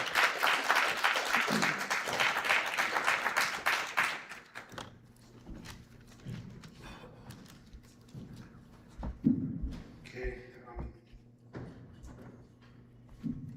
I like everything that guy just said, about the driving around the other townships. I did the same. There's no difference. I have family in about every other township in Antrim County, and you can't really tell a difference. We pay money for things that are, you know, we call them protection, but really there's a million other things that it could go toward that would do us all better. So recently, there's been discussion about rewriting the zoning ordinance in an effort to soften things up, make things more acceptable, potentially avoiding a vote of the people. Though this may be well-intentioned, it conflicts with the principle of representation this township stands on. We saw how the master plan draft came in with additional stringent ordinance proposals, and couldn't even believe that with all of the talk about fixing zoning all fall, that we're still headed in that direction. If zoning goes on the ballot and it passes, that is the will of the people and we accept it. If it goes to the ballot and fails, we all accept it as well. That is how elections work. This is how America does business. In a free system, both winners and losers walk away respecting the result because the people decided. I live in the southeast corner of Banks Township. I have a lot of good neighbors. They've been there for generations, and I hope my family's there for generations too. We're not going to sell our properties to build subdivisions or AI centers, whatever. You know, my one neighbors, they have like world-class hunting dogs. They're very pride their dogs. They bark all the time, and but I don't care. That's what they love. That's their dreams, and it's great. My other neighbor loves to shoot her firearm. She was a police officer. She empties 5 clips a day, it seems. But I don't care, 'cause that's what she loves, she's good at it. She's, my good neighbor, and, my other neighbor, he built the world's largest, skyscraper silo that overlooks my property. I don't care. It's beautiful and it's awesome, and it's like a dream for, everybody to see what, you know, agriculture is and what it, can be. Anyway, I ask to respectfully, trust the voters, you know, their, personal agendas, political convenience, backlash, all of that, nasty grams, you know, not fun. Take all this off your shoulder and just let the voters vote. We just interviewed hundreds of people yesterday, not yesterday, but the last few days, and I've got that petition rolling. And we all said, come to the meeting on Thursday, and people just laughed. No, I'll sign your paper, I'll show up to vote, but I'm not coming to that. Retaliation is everybody's fear, and fair enough, but there's a lot of people that really, be there. No, it's 3. Okay, thank you, Yeah. Alex. All right, thank you. Oh, yeah. Thanks a lot, Paul.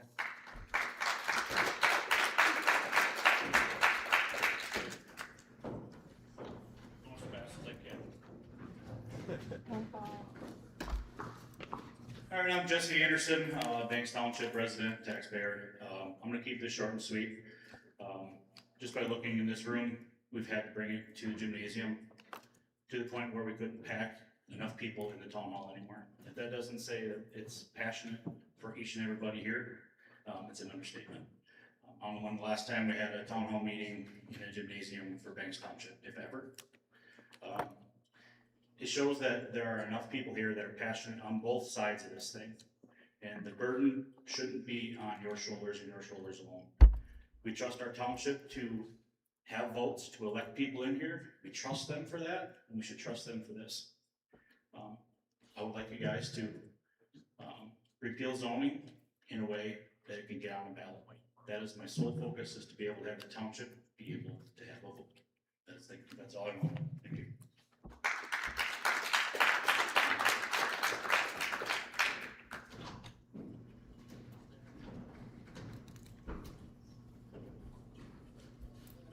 Anybody else? All right. Oh, Dave. Sorry. Dave Rasmussen, Banks Township. I'm not gonna attack anyone. I'm not gonna regurgitate anything that anyone said tonight. I'm gonna touch base on things that you guys do understand, and that's your budget and the financials that you deal with. I went to your last budget hearing meeting, and we went through the line by line, just like we have for years, and we're very thoughtful of each line item. Zoning goes away. My concern is, so does the $130,000 that the tower generates for this township, which is a third of your operating budget.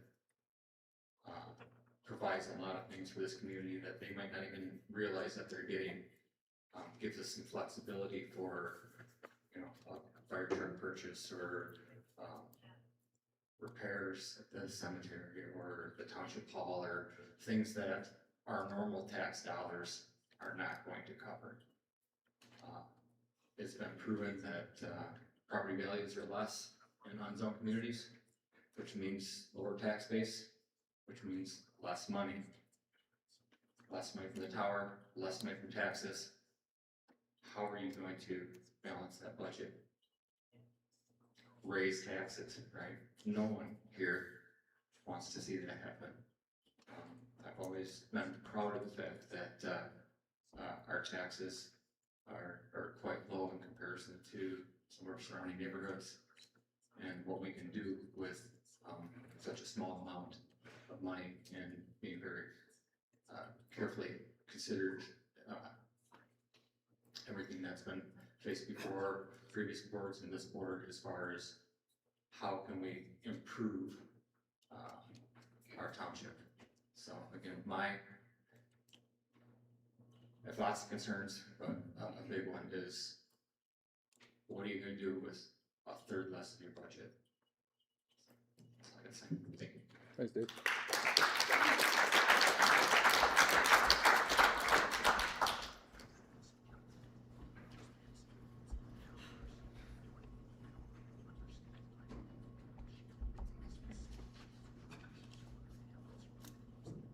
Anybody else?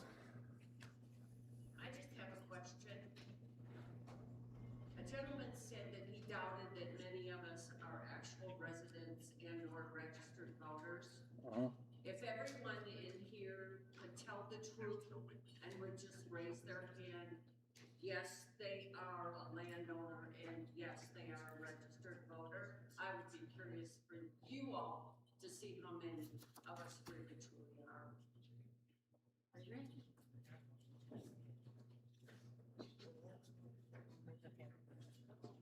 Okay. More than 50%?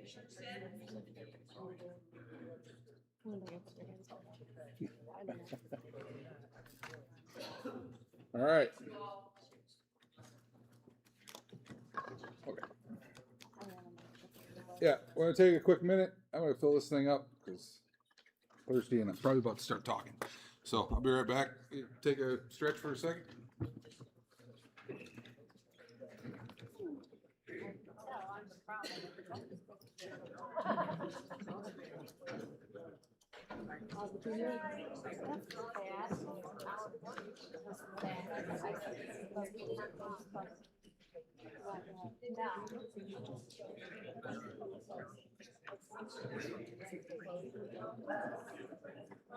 But technically, when he comes back, yeah.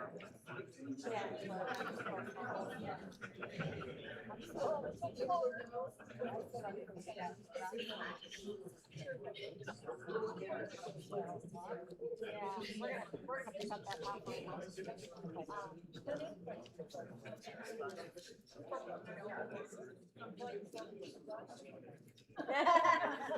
Wrote another thing that I'm not gonna read this, but it's like your budget talk.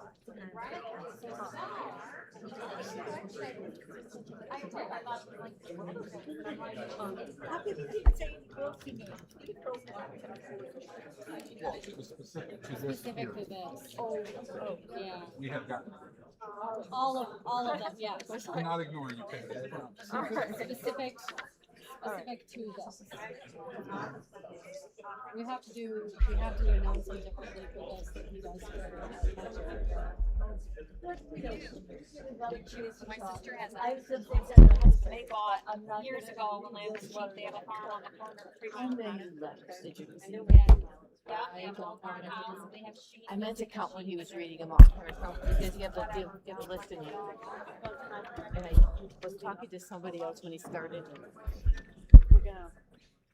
My son gets that. Is there a possibility of actually? Awesome. Katie Reed brought me this today. It's a stress straw. I said, yeah, I'll be up the phone like this. What are you supposed to blow? Yeah, you're supposed to inhale through your nose. And then, blow out through your mouth. And it is. It's very like,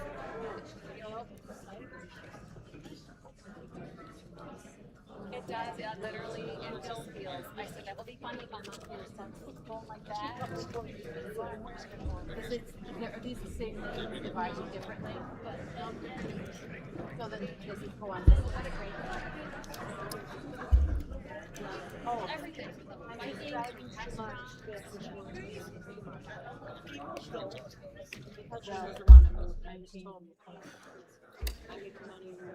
I was gonna say, does he have a choice? No. Living's good. Hi, Patty. Another Thank you.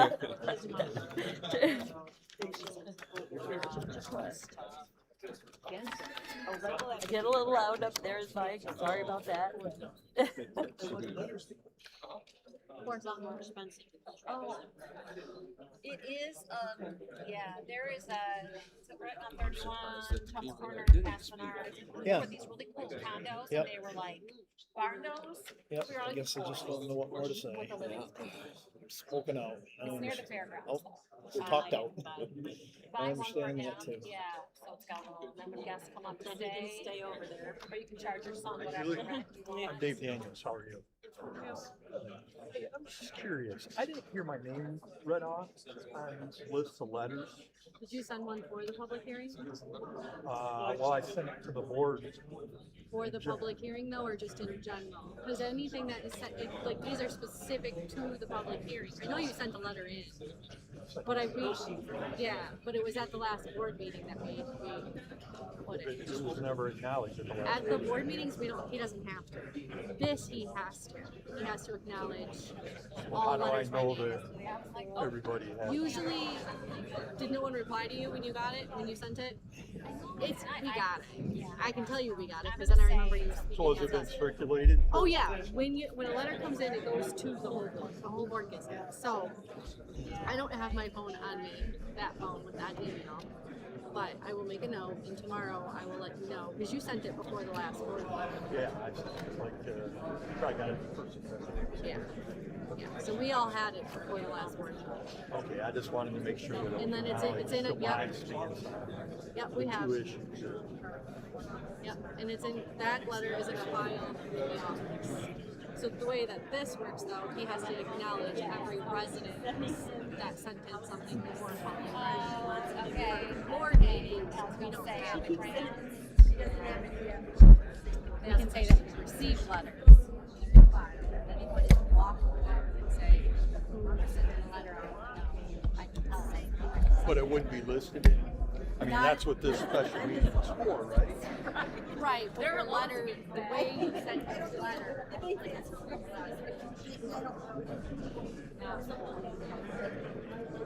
You want to include it in the public hearing? We can do that. Yeah, I mean, I have copies of it. Hand it to her, it'll be included. All right. No big deal. Yeah, it's not. Too late now, but. No, it's not too late. I did. Because we have read it. It has been put into the calculus. Oh, okay. Is all I'm saying. Yeah, I wanted to make sure that my And thoughts were but I seen also- by the board. I also gave it to the planning commission. Okay, So great. that's the thing, when they're like, and they hadn't had a meeting yet, so I forwarded it to Patty, who's the chair, and she gets it to the planning commission. And then the whole board has it. Okay. Yeah, and we can definitely copy it. Okay, all right, thank you. Yeah, wonderful. Appreciate it. Thank you. I didn't realize that till now. What's that? Is that a microphone or? Mike, so that I can pick up Catherine, Richard. Gotcha. The Okay. church mouse over here. I'm a quiet old man. That was very respectful and very, A bad place that to was be. very, yeah, people held it together. Engaging and very. Alex, you do have to close, you have to close public hearing. Oh, yeah, that's right. Thank you.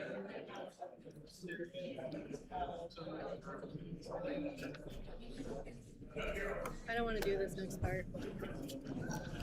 All right, I think we got most, if not everybody, back. So we're gonna continue on here. First thing we'll do is have a motion to close the public hearing. So moved. Richard moves. Support. Katie supports. Any discussion? All in favor, say aye. Aye. Opposed, same. Motion carries. Public hearing is now closed. Probably should have done that first, but oh well. Case we're on. All right, so now we'll move into the zoning ordinance review and discussion, and if we want to take any action tonight based on what we've heard in this public hearing. So I think we probably do want to do that and put this behind us a little bit, at least this portion of it, whatever may happen. So I'll take a motion one way or the other, and then we can start discussing it. What do you mean you'll take a motion? You want a motion to approve it, or you want me to read it? I can read it. Repeal? So it's a, Yeah, it's go an ahead. ordinance to repeal. You have any recommendations, Catherine? So there, it's the, thank you.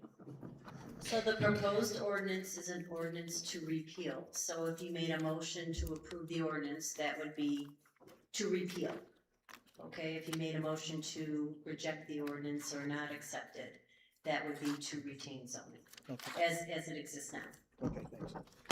Alex, I would like to say something if I could. Okay. When I made the initial motion to repeal zoning in September of last year, I made it clear at that time that I was doing so because it was the only way to bring this matter to a township-wide vote, which I believed was the right thing to do in light of the significant controversy that was building around the issue. I said at that time, and I want to remind you all again that when I got on this board, voted in 24, I basically supported zoning. And I told everybody that publicly and privately.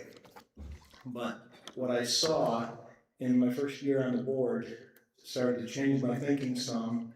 But what I really concluded was that it was becoming so controversial that I really believe that the people of the township, all the registered voters, need to have the opportunity to vote on it. Now, several months, numerous meetings and public comments, and much discussion later since that initial motion in September, I believe more strongly than ever that a vote of the township electors is the only right way forward. The option of quote-unquote fixing zoning to make it more workable may be worth pursuing if zoning is voted back in by the electorate, but I believe it's futile to attempt to quote-unquote fix unless there's a vote first. I believe that for at least the following reasons. Number one, as our representative on the Planning Commission, I've seen firsthand how slow, laborious, costly, and even contentious even minor changes have been. The planning firm or consultant seems to have inordinate influence in the process. Number two, even our zoning administrator has indicated and or commented repeatedly that he thinks quote-unquote fixing zoning is questionable, if not futile. He cites the RV ordinance as a prime example, long, drawn-out process with a dubious outcome. And lastly, past history informs us that the process is likely to be very protracted, costly, contentious, and in the end, not very effective. For these reasons, I don't believe it's worth the effort and expense to fix zoning unless we know that the majority of our township voters want zoning badly enough to vote it in. A few things stand out to me from the voluminous public comments that we've received over the last 6 months, including tonight. First of all, I think that an inordinate amount of comments continue to focus on the gravel mine and erroneous fears associated with it. Secondly, a significant amount of pro-zoning comments are from non-Banks Township residents. Conversely, I don't recall a single anti-zoning comment from non-residents. And lastly, the conflict of interest allegations leveled at certain board members by pro-zoning advocates have been egregious and damaging. And I do appreciate Alex clarifying that and coming to our defense in that regard. Even though those board members, and I'm one of them, have been vindicated by the opinion of our township attorney. In light of what I've expressed here, which is merely a brief synopsis of the situation we're in, I implore each of you to do what I believe is right for the voters that elected us, and join me this evening in allowing our electorate to decide this very contentious issue. Again, as I stated at the outset, and at the time I made the original motion back in September, I ask you to see a vote to repeal zoning for what it truly is. A vote to allow our residents to decide this critical matter, not just potentially the narrow majority of this 5-member board.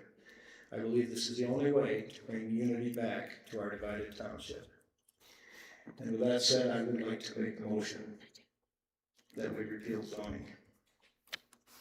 So would that be the, clarify, motion to adopt the ordinance to repeal zoning? Yes, I'm sorry, thank you. I would make the motion that we adopt this ordinance to repeal zoning.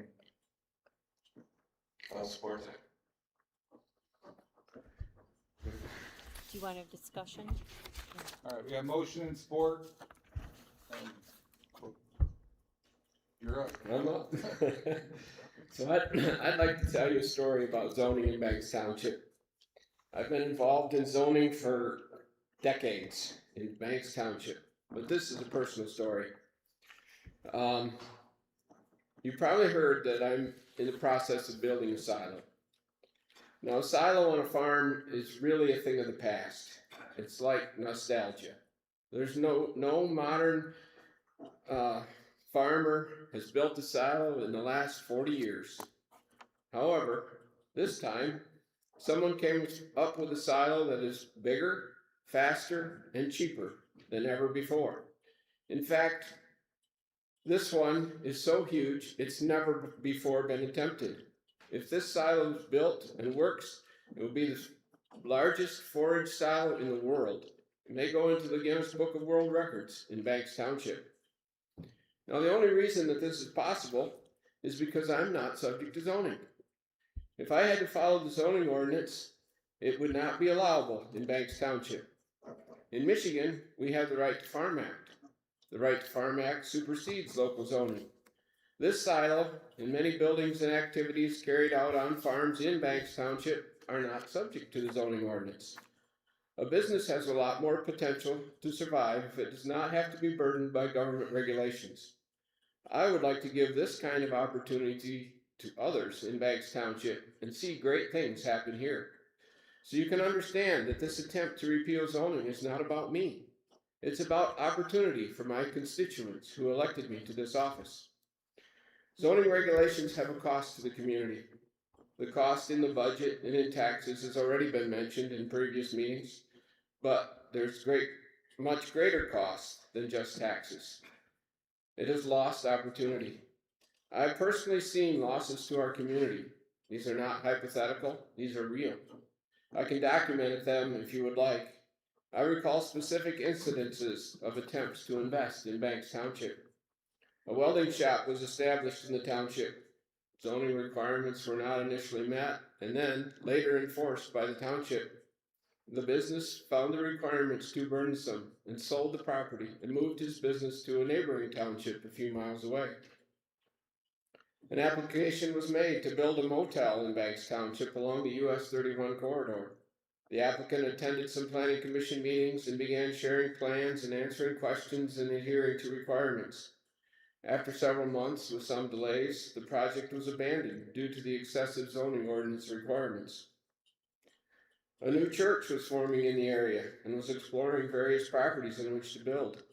Banks Township was the preferred location. The church leaders studied the Banks Township Zoning Ordinance and decided to move the location a few miles away so that the burdensome regulations of the ordinance did not have to be followed. More recently, the stipulations in our ordinances have turned away an investment in natural resource extraction and in using an existing abandoned building for storage units. The investments that would have been made in these and many other ventures would have added resources, jobs, tax base, and taxes to our community and children for our local schools. One thing that the Banks Township Zoning Ordinance does is discriminate against the poor or the lower income people. As has been said, all the township expenses that are used for zoning could have been used to lower taxes. Whenever taxes are lower, it enables owners to keep property that they have, instead of forcing a sale if there's not enough money in the property owner's budget to pay the property tax. But more than that, the ordinance does not allow for the most basic starter home to be built. We heard that earlier. Except in one small designated location in the township, many young or beginning families could afford a starter home for a few years to get established, and then be able to build a larger, more permanent structure. The way to have school-aged children in the community is to have more opportunities for young families. We also discriminate against lower-income property owners through our RV or recreational vehicle provisions. We limit the use of an RV, I don't recall exactly, but we limit it to a short time. If a person can only afford or owns a vacation lot, and he's limited to a certain number of days per year. But if a landowner has enough money and resources to build a house on their parcel, then we allow them to live in an RV for 2 whole consecutive years. There's no significant difference in the environmental impact of someone using an RV on their property, whether they are building a house or not. Now, during the last year or so, we've heard that we need to compromise, to find a middle ground, to fix the ordinance, to make it more acceptable to the majority. Maybe we need an ad hoc committee to find this middle ground. Well, right now, we have a planning commission made up of 5. One person that loves zoning and wants to keep it at all costs, one person who has a desire to eliminate zoning, and 3 other members who are okay with zoning but want to make it simpler or more reasonable. There could be no better balance of zoning representation on a committee than what we have right now in our planning commission. It's a good cross-section of ideas. So, let's see how they've done. 1. Gravel. The Township Board asked the Planning Commission to change the gravel ordinance to make it more friendly and change it so that it would stand up in court. They discussed it, the Planning Commission then discussed it for a month or two, and then the Planning Commission chair took it upon herself to write up a draft ordinance. That draft has been set on the shelf, and the planner came up with 3 examples from other townships, and then insisted that the attorney be hired to modify the existing flawed ordinance. So how did the new simpler gravel ordinance go after a year of work? No solution. And ignore the Banks Township people's preferences through our chair. Number 2, setbacks. The Township Board asked the Planning Commission to review setbacks and either reduce or eliminate them. The Planning Commission itself voted to eliminate front road setbacks and asked the planner to write language to facilitate such. At the next meeting, the planner not only did not bring language, he said that it would not be desirable to eliminate front road setbacks. After that setback, pun intended, the Planning Commission decided to increase setbacks on some road setbacks and reduce others from 35 to 20 feet. For example, I have 2 parcels that adjoin each other. Currently, one parcel, then these parcels are on Ellsworth Road. Currently, one parcel has a 35-foot setback. The other parcel has a 15-foot setback. Now, the Planning Commission came up with a solution. Make all road setbacks 20 feet. Well, that increases the setback on one of my parcels and decreases it on the other one. So here we did not get a compromise. My way of thinking a compromise would be, well, we have 35 now and 0 would be the other end of the spectrum. Compromise would probably be 17 feet or so. Instead, we increased the setbacks on some and decreased it on some others and left at least 80% of the setbacks the same. In one instance, the appeals board desired to grant a variance on a setback that could not be done according to the wording of the ordinance.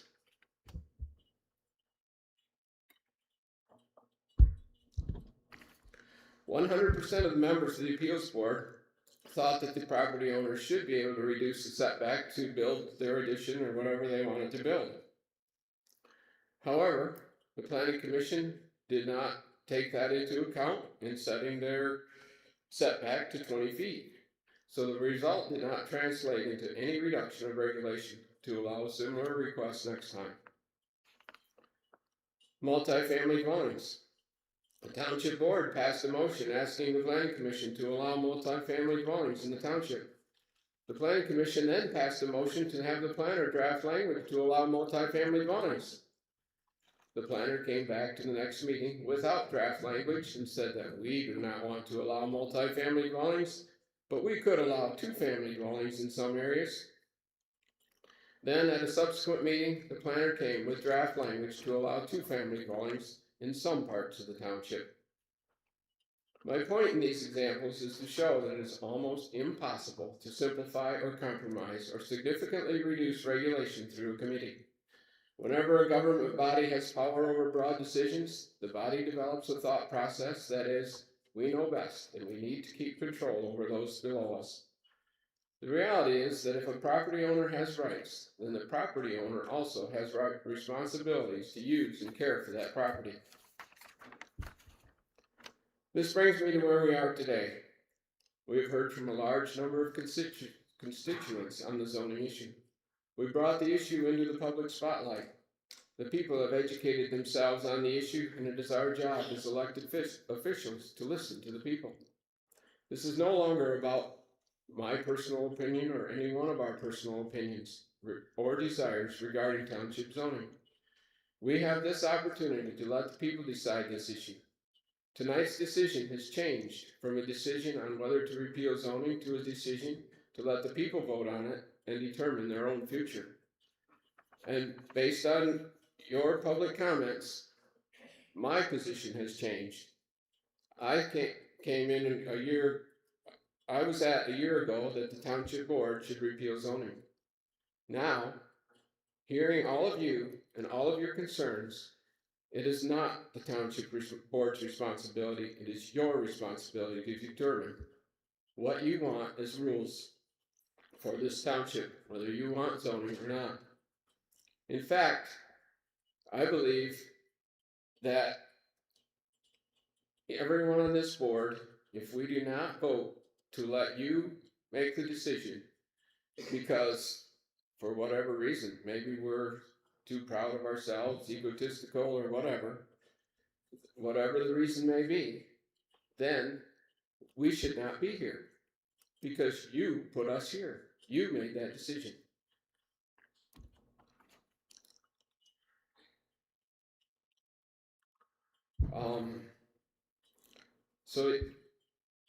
That being said, I also want to tell you that this is not just about Banks Township.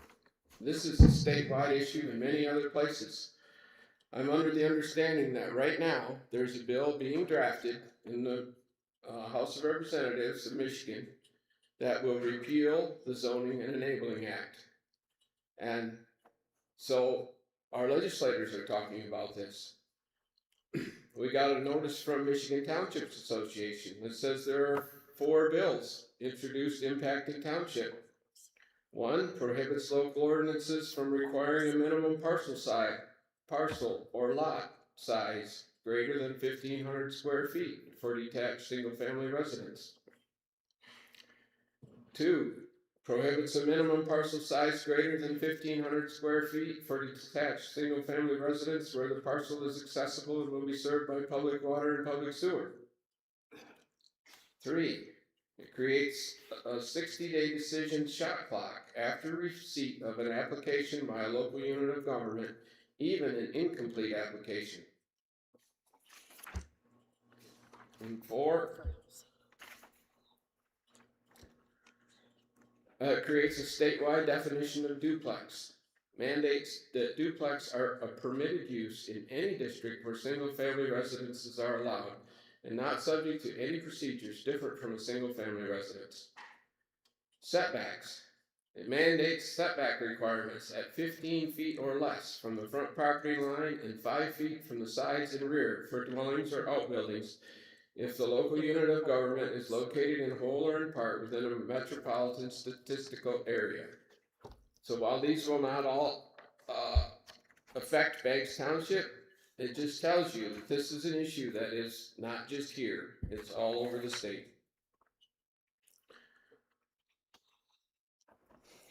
So I would ask Alex, we talked a year or 2 ago about zoning in Banks Township, and my recollection is you told me you did not want to repeal zoning, but you were okay with a vote of the people. I would challenge you to stick by those words that you told me. Katie, you've been concerned about getting this on the ballot. I understand with this petition that was handed in, your concerns are alleviated. Please vote in favor of letting the people vote. Julie, I recall that at the last vote to repeal, after hesitation, you said, I vote to repeal because it's going to put it on the ballot. Let's go that way. Let's put it on the ballot and let the people decide. Thank you. All right, so you got the motion support, and this is the discussion phase. Yeah, discussion. I have words. You have words, you go first. Okay, thank you. What is zoning? What is its purpose? Do we need it? I've heard many answers to those questions. Some say zoning is necessary to control what people do on their land, that people need to be controlled. Others say it exists to prohibit what a neighbor can do with their land. Others believe it restricts freedoms and should not exist at all. Before we argue about it, we should understand what it actually is. In Michigan, zoning authority comes from the Michigan Zoning Enabling Act, which authorizes local governments to regulate land use to promote the public health, safety, and general welfare. Zoning is not meant to eliminate property rights. It regulates how those rights are exercised within a community. It is not meant to confiscate land. It is not meant to stop all development, and it is certainly not meant to be used as a weapon or a tool to control people. If zoning has ever been applied inconsistently or selectively, that is not a failure of the concept, it is a failure of leadership.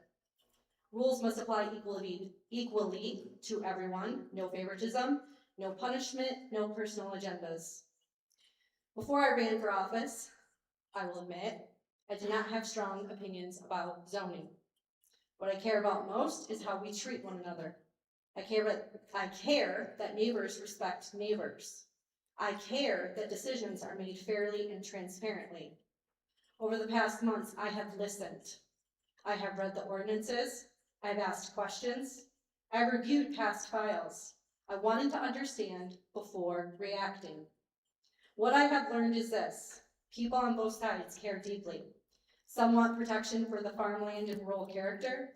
Others want the freedom to use their property without what they see as unnecessary restriction. Both concerns deserve respect. Zoning at its core is about creating predictability. It helps property owners understand what can happen next door and helps communities plan responsibly for the future. Whether we keep it, remove it, amend it, change it, that principle matters. What concerns me most is not whether someone supports zoning or opposes it, but how quickly we assume the worst about one another. Social media amplifies half-truths, rumors spread faster than facts, and when that happens, trust erodes. We do not have to agree, but we do have to treat each other with dignity. There's a group in the middle, people who support zoning but want fairness, and people who question zoning but want stability. Those are the voices I am listening to, not the loudest voices, not the harshest ones, the thoughtful ones. The issue should not divide neighbors. It should challenge us to be better stewards of both our land and our relationships. At the end of the day, zoning is a tool. It can be used wisely, fairly, and consistently, or it can be misused. My responsibility is to not pick sides in a shouting match. My responsibility is to ensure fairness, transparency, and equal treatment under the law. When I cast my vote, it'll be on careful review, honest consideration of all perspectives, and my responsibility to this entire community. Not one side or the other. It will not be based off of self-interest, pressure, or threats to vote one way or another. My duty is to the law, to fairness, and to every resident equally. Okay. I have a few words to say, and it's kind of counter to what Richard and Mark had to say, which your words were well written and well spoken. Thank you. Banks Township is a community. We're a mix of full-time, year-round property owners, renters, and seasonal residents. We all love this place and we care for one another. What we do with our own property has an impact on our neighbors. Having zoning rules in place gives us a guidebook to follow so we can be good neighbors. Balancing individual freedoms with the safety and health of the entire community is no small feat. We all need to be involved in the process. A repeal of zoning that may or may not end up as a ballot question would shut many of our community members out of the decision-making process. All property owners will be affected by threats to our natural resources or unchecked development, but not all property owners can vote. The owners of the hallowed hunting land and the beloved multi-generational summer cottage have skin in this game, but they would be excluded from a formal vote.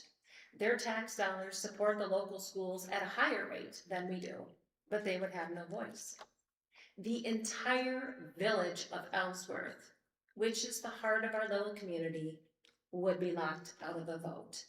They still pay all the township taxes and are literally surrounded by the township, but would have no voice. So I am urging my fellow board members to reconsider the repeal of zoning and instead follow the moderate and proven course of public input, amendments to the ordinance, and progress. I feel that the path forward is best traveled with the input and guidance from all the members of our community, not just the registered voters.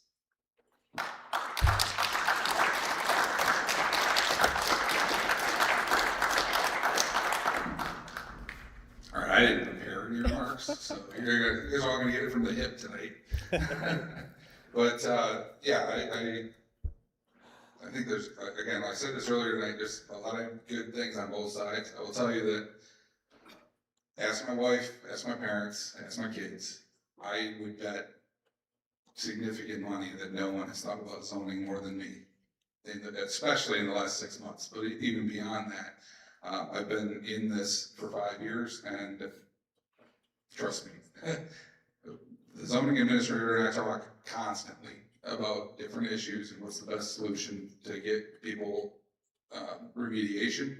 If they have an issue, how can we fix this? How can we make it better for them? And we do that. The goal every time is, okay, how can we make this work for the property owner? It's their property. Unless there's something that is just dead set, you can't do it, we're gonna look for a way to make it work. And I feel like we've been pretty successful with that.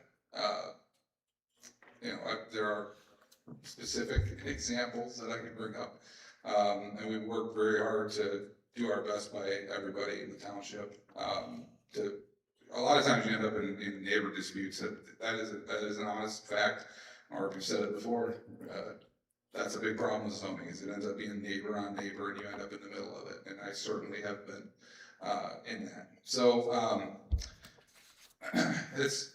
but at the same time, I've talked to a lot of people about this, both in the village, outside of the village, people who own property here, who do not own property here, and the vast majority want us to keep it, but fix it. And I do think that's possible. Patty, I'm not trying to throw you under the bus here, but I think you've already taken one on the chin tonight, so it's not you. I really don't think it is, so please do not take offense, anybody on the planning commission. But I'm gonna address a couple things that Marv brought up that I'd like to hit on. The RV ordinance, what a show that was, okay? That was a wreck. And there's a reason for that is because everybody's trying to thread a needle. We're trying to hit the tiniest little nail, and it's just so hard. I think there are some things that we can do that will really improve that process. One of which would be to establish a waterfront zone that is separate from CR. And that allows you to take care of the people who have small lots and have more of these interpersonal issues with their neighbors because they're less than an acre. I mean, you're really sitting on top of each other. Well, Katie, you got the closest neighbor. I don't know. I got a pretty close neighbor too. But the two of us have the closest neighbors on this board. And so I don't think and even the planning commission too is very spread out. They got bigger parcels. And so I don't think people feel what that's like to have a 1 acre lot where your neighbor is 25 feet from you. I think we miss out on what that might be like. In fact, most of the people who have spoken in favor of getting rid of zoning, to come think of it, live on larger lots, and that's great. I mean, so that's what I moved up here for. I could not have bought 90 acres anywhere else on planet Earth with my salary, but in Banks Township. I got lucky. I got divine providence. I absolutely believe in that. And so I've got a good lot too. I'm lucky in that regard, but I could just as easily be on a 1 acre lot somewhere. I have lived in 1 acre lots in cities before. And so we lose that awareness of what that's like to live right next to somebody and want to have a few protections. But the items that you brought up, we got gravel ordinance, the RV ordinance. Let's see, setbacks, they took some time. There's a few things. So last fall, 2 falls ago, November of 24, at the November meeting, there was a gravel ordinance in front of the board. And there were some changes that I thought needed to be made, and the whole board did, actually. The whole previous board agreed that it was too much. And I had gone down and worked with Elmer's, you know what Elmer's is. They got lots of pits and whatnot. I went down to their Empire pit and I talked to them straight up. All right, what is wrong with this ordinance? Because they all read it. And they said, well, it's just too restrictive on a couple of things, like how tall can our aisles be and a whole bunch of that kind of stuff. And so it came to the board in November of 24, and rather than extend the moratorium so that no one could apply, because I knew there was at least 3 people that I knew of that wanted to get into gravel mining in this community. I wanted them to be able to apply. I wanted you to be able to apply. I told you that before, Mark. I wanted you to just apply. Let's see what we can make happen. Let's get it done. And it didn't work out. We passed that ordinance, and I'm getting back to the whole planning commission thing here. Follow along. It's a long walk. So we asked the planning commission to make some changes and fix them, and they did in 3 months. December was pretty short, it's Christmas month. And you had January, and I think February, you guys passed it. I don't remember exactly, I'd have to look it up, but that was put before us in April or May because Welcome Fall was our attorneys at that time. It addressed all the issues that Elmer's, which is a massive company who does a lot of this kind of work, the problems that they had with it. And unfortunately, we ended up voting that down. But I think my point with that is it can happen quickly. And so we get to this other stuff of multifamily, a new gravel ordinance, that's been up in the air because we decided, well, we're gonna talk about that, we're gonna get rid of all zoning. So the attorneys are, what, do you really want to spend that much money on having us rebuild this whole thing when this is all still up in the air? Again, I'm not trying to bash on the planning commission, but if we're gonna fix this thing, the whole community needs a little bit longer meetings maybe, whatever it takes to get this thing done. And if it means getting rid of the planner, fine. We got a planner right there. If you need any questions answered, she's a certified planner and can knock it all out, and she's the attorney at the same time. She can answer all the questions in one shot. And so I think if we bring things to the planning commission and say, get it done, it can be done. But it absolutely requires the planning commission to bring it to us. The 5 of us can't do anything really until the planning commission gets through with it. And so I would argue that if zoning is upheld tonight, then we should ask the planning commission to get started on some stuff and get it done quickly. And don't try to thread the needle every time. That's what dragged out the RV ordinance. Every line was like, oh, what about this and what about that? And, oh, we got to do this, and it just took forever. And that is the problem. I agree with you. Government runs slow. It is obscenely slow. But you gotta cross a lot of T's and dot a lot of I's to make it happen. We're all bound by laws and rules, and that's good. If we need to get rid of the planner, they're the only ones that gave us a proposal. So I think we're pretty much stuck with that, but I think that we can work with them to improve the response. And I definitely think that Catherine and her firm has some great knowledge, great experience and expertise that can help us out a lot. And I do think this thing can get trimmed down. I think it got a lot of control over the course of years, because some things kind of got left on autopilot, and there wasn't response. This is amazing. I tell you what, if you got this many letters and people to show up for a planning commission meeting when they were going to vote on something, you'd probably have a little different zoning ordinance right now. Because I was at plenty of them that had one person in the crowd, it was me. I've been at ones where it was just Marv, right, before he was on the board. And it's all about engagement. We talked a little bit about ad hoc committees. Well, you kind of have one already, like you said, the 5 people that sit on the planning commission. They're there to do that work and to listen to the will of the people. With that, I think that the good of zoning outweighs the bad. Trust me, I've said this before, and I'll say it again. I am negatively affected by zoning. I cannot rebuild my garage. So Reba had to build the privacy fence instead of looking at the back of my garage. I couldn't put up I couldn't rebuild the porch that's on my house because I'm too close to the road. I am negatively affected by zoning. I absolutely admit that. But the benefits of it on the whole exceed the negatives. I am not a fan of solar farms and wind farms. I like the radio towers, the cell phone tower. That is a good thing for this community. And zoning is a tool that we have to defend that.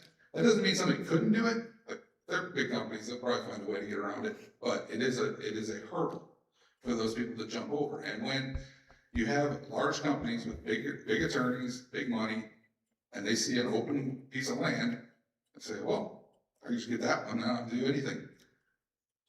They're more likely to jump on it because they don't have to do any work. Especially when we talk about things like data centers. That's a real concern in the world right there. It's certainly in our nation, definitely in Michigan. We got tons of water. And it's a great opportunity for bigger companies to come in and do a lot of work. But the problem is, they're not gonna create any jobs. You're gonna get a bunch of jobs when you build the thing, but you have like 2 people working in it, right? That is not a net gain. I mean, it might be from a property tax perspective, but that's not, I've said this before in the meeting too, not all benefits are economic. I truly love living in this community the way it is. I moved back here. I could have lived anywhere on planet Earth that I want. I have a remote job. And I moved back to my hometown. I love this place. And I would like to see it stay relatively the same. And not all benefits are economic.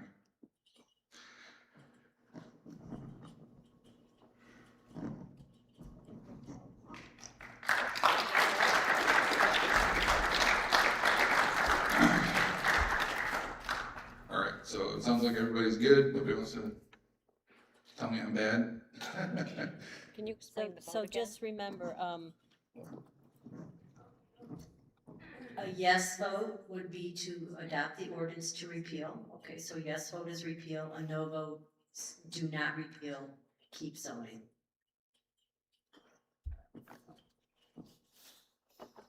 Let's do roll call. And I also want to point out that with the attorney generated petition that was brought forth, a yes vote is to put it on the ballot. No matter what we vote tonight,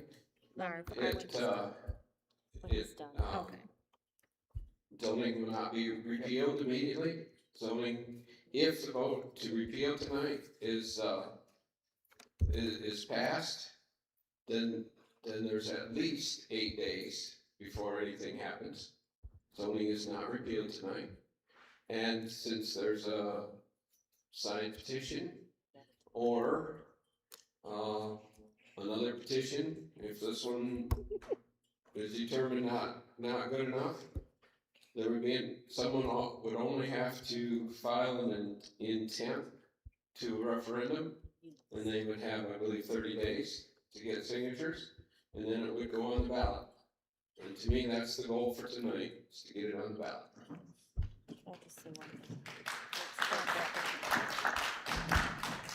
Yeah, I just want to make sure whoever brought the petitions, you do have to file a notice of intent. So if the ordinance to repeal passes, even though you may have submitted petitions, you must file a notice of intent within 8 days of the publication, all right?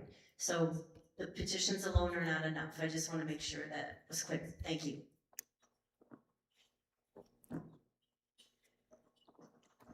I got one more thing.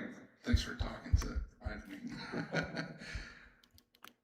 A lot's been said tonight too about sending it to the will of the people and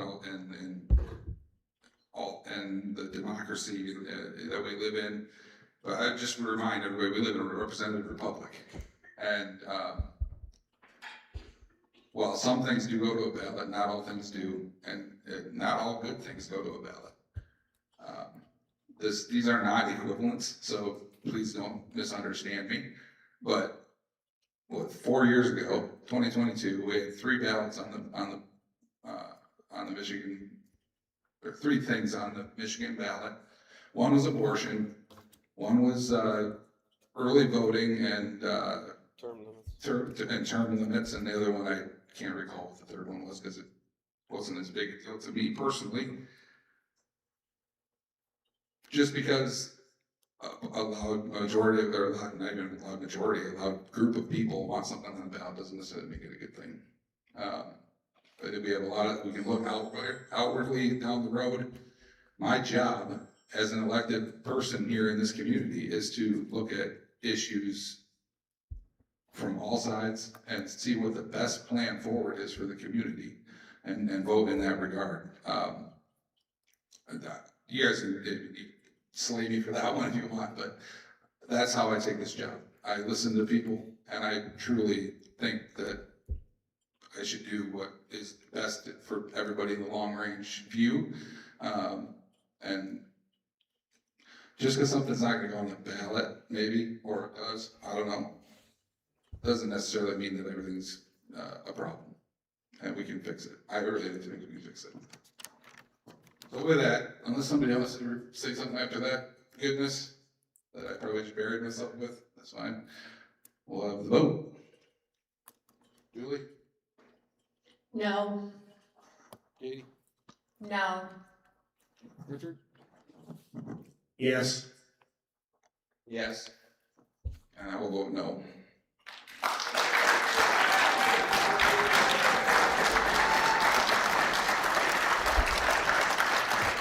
I'm making a motion.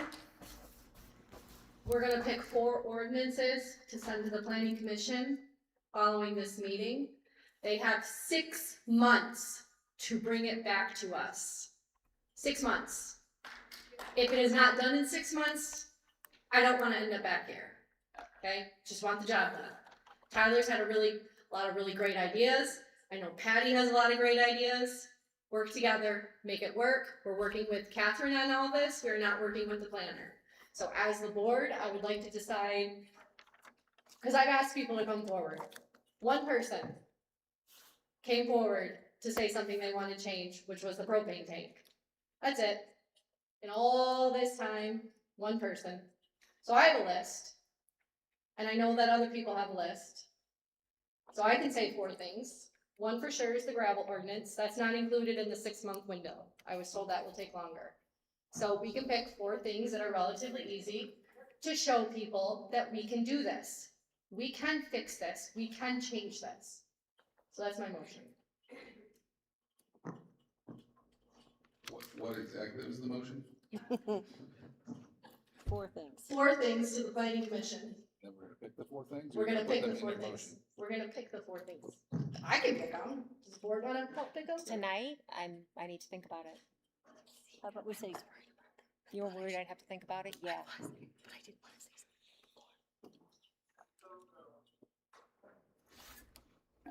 so how about you pick 1?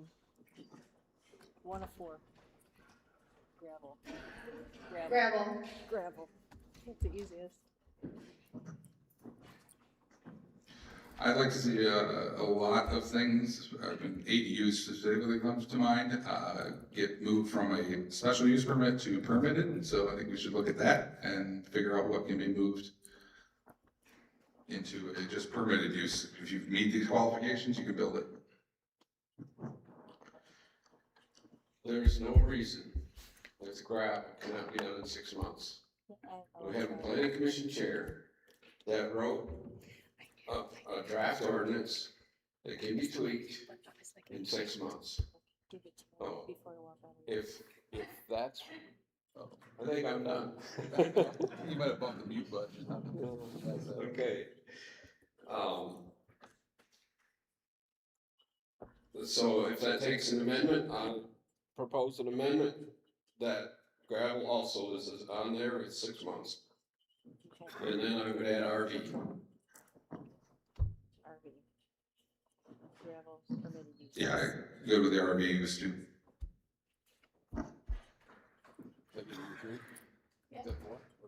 We got 3. ADUs, gravel. Oh, did you say ADUs? No, ADUs are, it's just, Okay. that was one of the things moving from. So what do you special have, use to Catherine? permitted. I have gravel. Yeah. Permitted uses, streamlined So- special uses to permitted, One RV thing, and ADUs. so in the, because right now in the gravel ordinance. Put your. Right now in the gravel ordinance, sand and topsoil removal is mixed in with that. Is there a way that we can pull that out to give people more, for the people who on the smaller scale? Okay, so under the state law, that's considered a valuable natural resource, is sand and gravel, but we could pull out under a certain cubic yard of removal or something. Or, you know, we always know under the Right to Farm Act, if somebody's doing it for farming purposes, that's different. So there's things we can do. We do have to make sure that it complies with the Michigan Zoning Enabling Act standards for gravel. But the one you have now is quite complicated, and I think it should be streamlined. So which three what do you have right now? I have gravel, permitted uses, RV, and ADUs. That's fine. Okay, you wanna say it into the mic? I really hate this microphone thing. Do I have to say the motion all over again? So the motion is for, in 6 months, the planning commission to take a look at our gravel ordinance, the permitted uses, RVs, and the ADUs. And in 6 months, we need something back on our board table. Support. No discussion. Any discussion? All right. You wanna speak more? I want the planning commission to do their job. I don't want this all to be a fight. So we have 6 months. If it's not done in 6 months, at any point, like this just started, we could do this again. I don't have a problem with zoning. I really don't. If anyone would have asked me, I would have told you that I love rules. I'm the biggest rule follower you're ever gonna meet. Tell me what the rule is and I'm gonna follow it. I'm also a neat freak. Take a look past my house, it's very clean. I drive my husband nuts. We're never gonna make everybody happy, ever. That's our world, that's life. But we can show you guys that we can fix this, we can make it work for more people. I do have a few things to say. I kind of feel like this is an ambush on the planning commission. The planning commission. It's not meant to be. Okay, this is not why we're here tonight. And I actually think 4 things is pretty ambitious because we have to go through the process. There has to be a public hearing for every ordinance. There has to be review by the county planning commission, and then it has to go back to us. So I think maybe 2 of those would be great in 6 months' time. But once you have all, you have to schedule. You have to work with 30 days for this, 30 days for that. That's an awful. Does that seem ambitious? Can they do more than? So here's the thing, if it's simple, we can move it fast. If we have to spend a lot of time analyzing everything, it's gonna take longer. So it will be helpful that maybe if I'm supposed to help you, that I know what you wanna do, and let's just, I can give you draft ordinances and then we can just discuss it and cut it, get to the point and draft it and present it. Planning commission holds their public hearing and they make a recommendation and they move it, okay? Don't churn it for months and months and months. Now the gravel's a little bit different, that will be a little bit tougher than the other ones. The comments about the legislation that have been introduced about housing are real. There's a huge push in the legislature right now to make housing more affordable, and what it is doing is all the things that were mentioned. Smaller minimum lot sizes, allowing duplex in every parcel, looking at setbacks, and the setbacks are generally if you're in a metropolitan statistical area or you have public water or sewer. So those things are in the world for us to talk about right now because that is something that is happening throughout the state. So, you know, it may be a tall order, but I think we can at least try, and if some of these are faster than others, we can knock those out, and then, you know, the one that's probably gonna drag a little is the gravel, but if you have something that was already done by your planning commission chair, then I will start from there.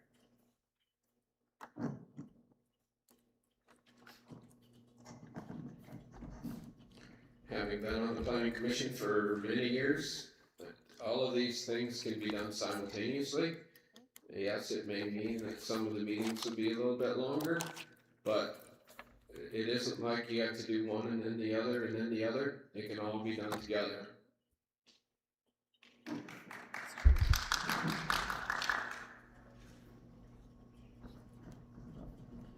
Alright.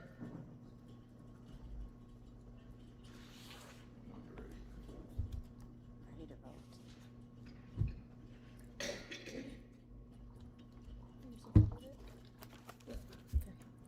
I'm ready.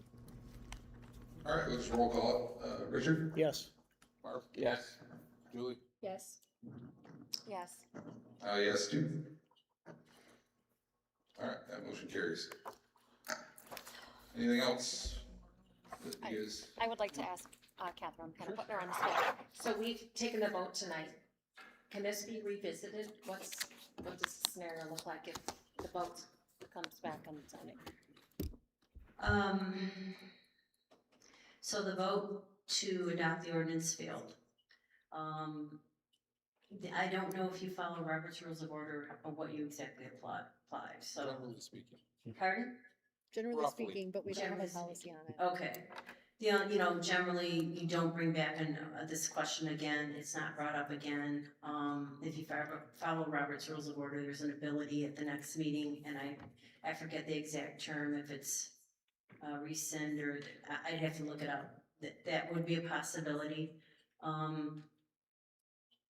But in general, it's probably not wise to, unless, it would have to be somebody who voted against the motion would have to move to bring it back up, essentially. So one of the three of you would have to decide at the next meeting to bring it back up for vote again. If that's something you want to do and follow Robert's Rules of Order, let me know, I'll look it up, and I'll tell you how to do that, okay? Thank you. I just wanted to ensure this wasn't something we were gonna be revisiting every month. Okay. Alright, if there's nothing else, we'll open it up for more public comment. 3 minutes.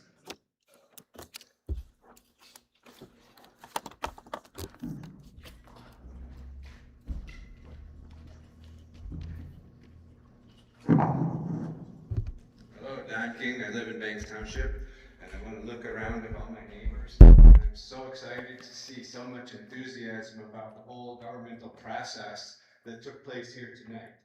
I'm totally pleased with the result. I'm totally pleased with the motivation of the board to fix this and work forward.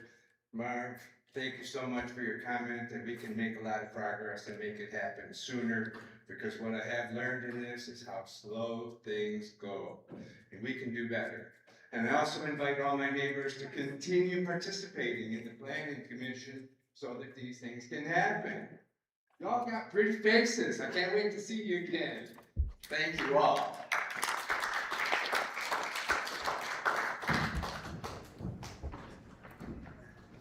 I'm still Doug C., still from Banks Township. Thank you for your deliberation tonight, and just a quick comment in support of Patty. Much of the ordinance issues way predated Patty. She absolutely right. So thank you, Doug. Everyone's clear. Patty's She's a doing a rock great star. job. I apologize if I made it look otherwise. Who knows? The other question, I guess, that's in my head is I know there's petitions floating. What's the next path? Where is the petition of people that want to repeal zoning? Is it going to be on the ballot or no? No, it will not be on the It had to be responsive to the adopted ordinance. Under the Michigan Zoning Enabling Act, there's a right for a referendum. There is no general authority to bring an advisory question to the ballot in the township. Okay. Okay, so the only way it would have got there is explained, was if an ordinance was adopted to repeal it, that could have gone to the vote, and then people could have voted. So our next step is attend the planning commission meetings and provide input. Thank you. That's right.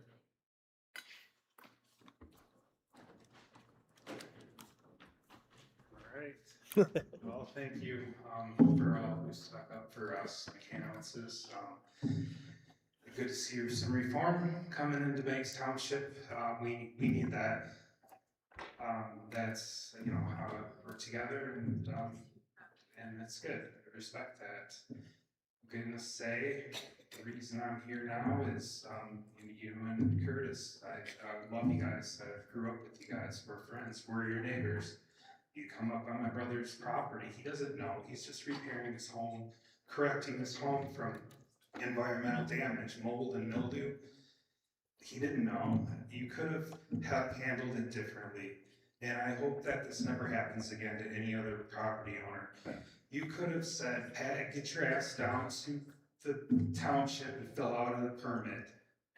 That he wasn't doing any damage, he wasn't trying to cut any corners, he didn't know. And I hope that for every property owner in the future that falls into that didn't know the ordinance, give them a break.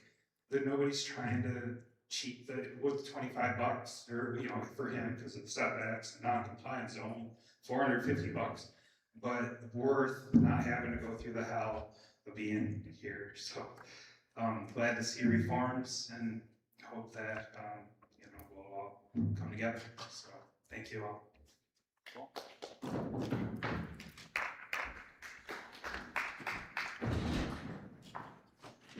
How's it going? Mitch here again, Banks Township. So yeah, we've been working with local townships on what you can do to update your ordinance for the data center issue, but there are a lot of things tied into that. I think the probability is very low in Banks Township of getting a data center because we have a list of 318 townships near a 310 kilovolt high energy line, and I'm pretty sure we're not anywhere near any of those high energy lines. So, but it's just better to be safe than sorry too. Just a little story, what's happening in Saline. Township board like this voted against fast tracking an application for Oracle, or it was related to Joel at the time, owned by Jocelyn Benson's husband. They plan to make about $70 million on this one deal, by the way. But yeah, so what happened, the board voted against it. All the, they heard from higher ups that they basically had to approve it. They got sued, and then they were forced to fast track a massive data center complex. So again, everything you think you know about legal jurisdiction or laws, which I don't know anything about, or planning, it goes out the window with these people. They actually skirt through every single permit. They didn't go through any of that process. Eagle doesn't care. They're hearing from higher ups too. So yeah, just be prepared for future events like data centers. But yeah, this is something that I think that we can, I guess, update our ordinance for any large industrial usage in our township. So thank you. Last thing too, I'm on the executive committee for the Purple Assembly, which is bridging political divides across northern Michigan. We had our first few meetings in Traverse City, one in Leelanau. And if that's something that our township feels like it might need, and I feel like that would be kind of a healing moment after everything, because I've never found, after a conversation with anybody in the world, that I've never learned something from them. And I usually find out that I share a lot more similarities with them than differences after conversation. So if that's something that we want, then please reach out again. So yeah, thank you guys.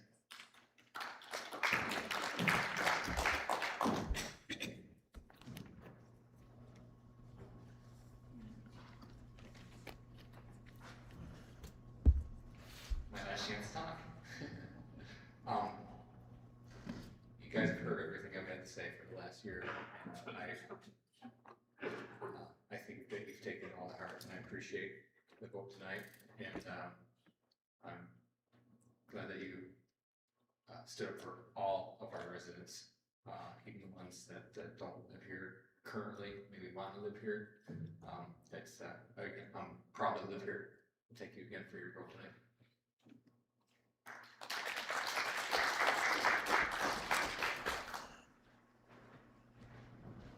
Mitch Treadwell from Traverse City again, and I would just like to thank the board for going through an extensive process through all this and having a lot of opportunities for public in this case, moving from where it had been to a much larger venue to allow more people to participate, to see the process, and then listening to all the feedback that was received and allow that to inform the best decision possible for Banks Township.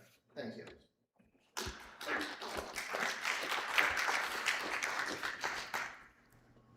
Anybody else? If not,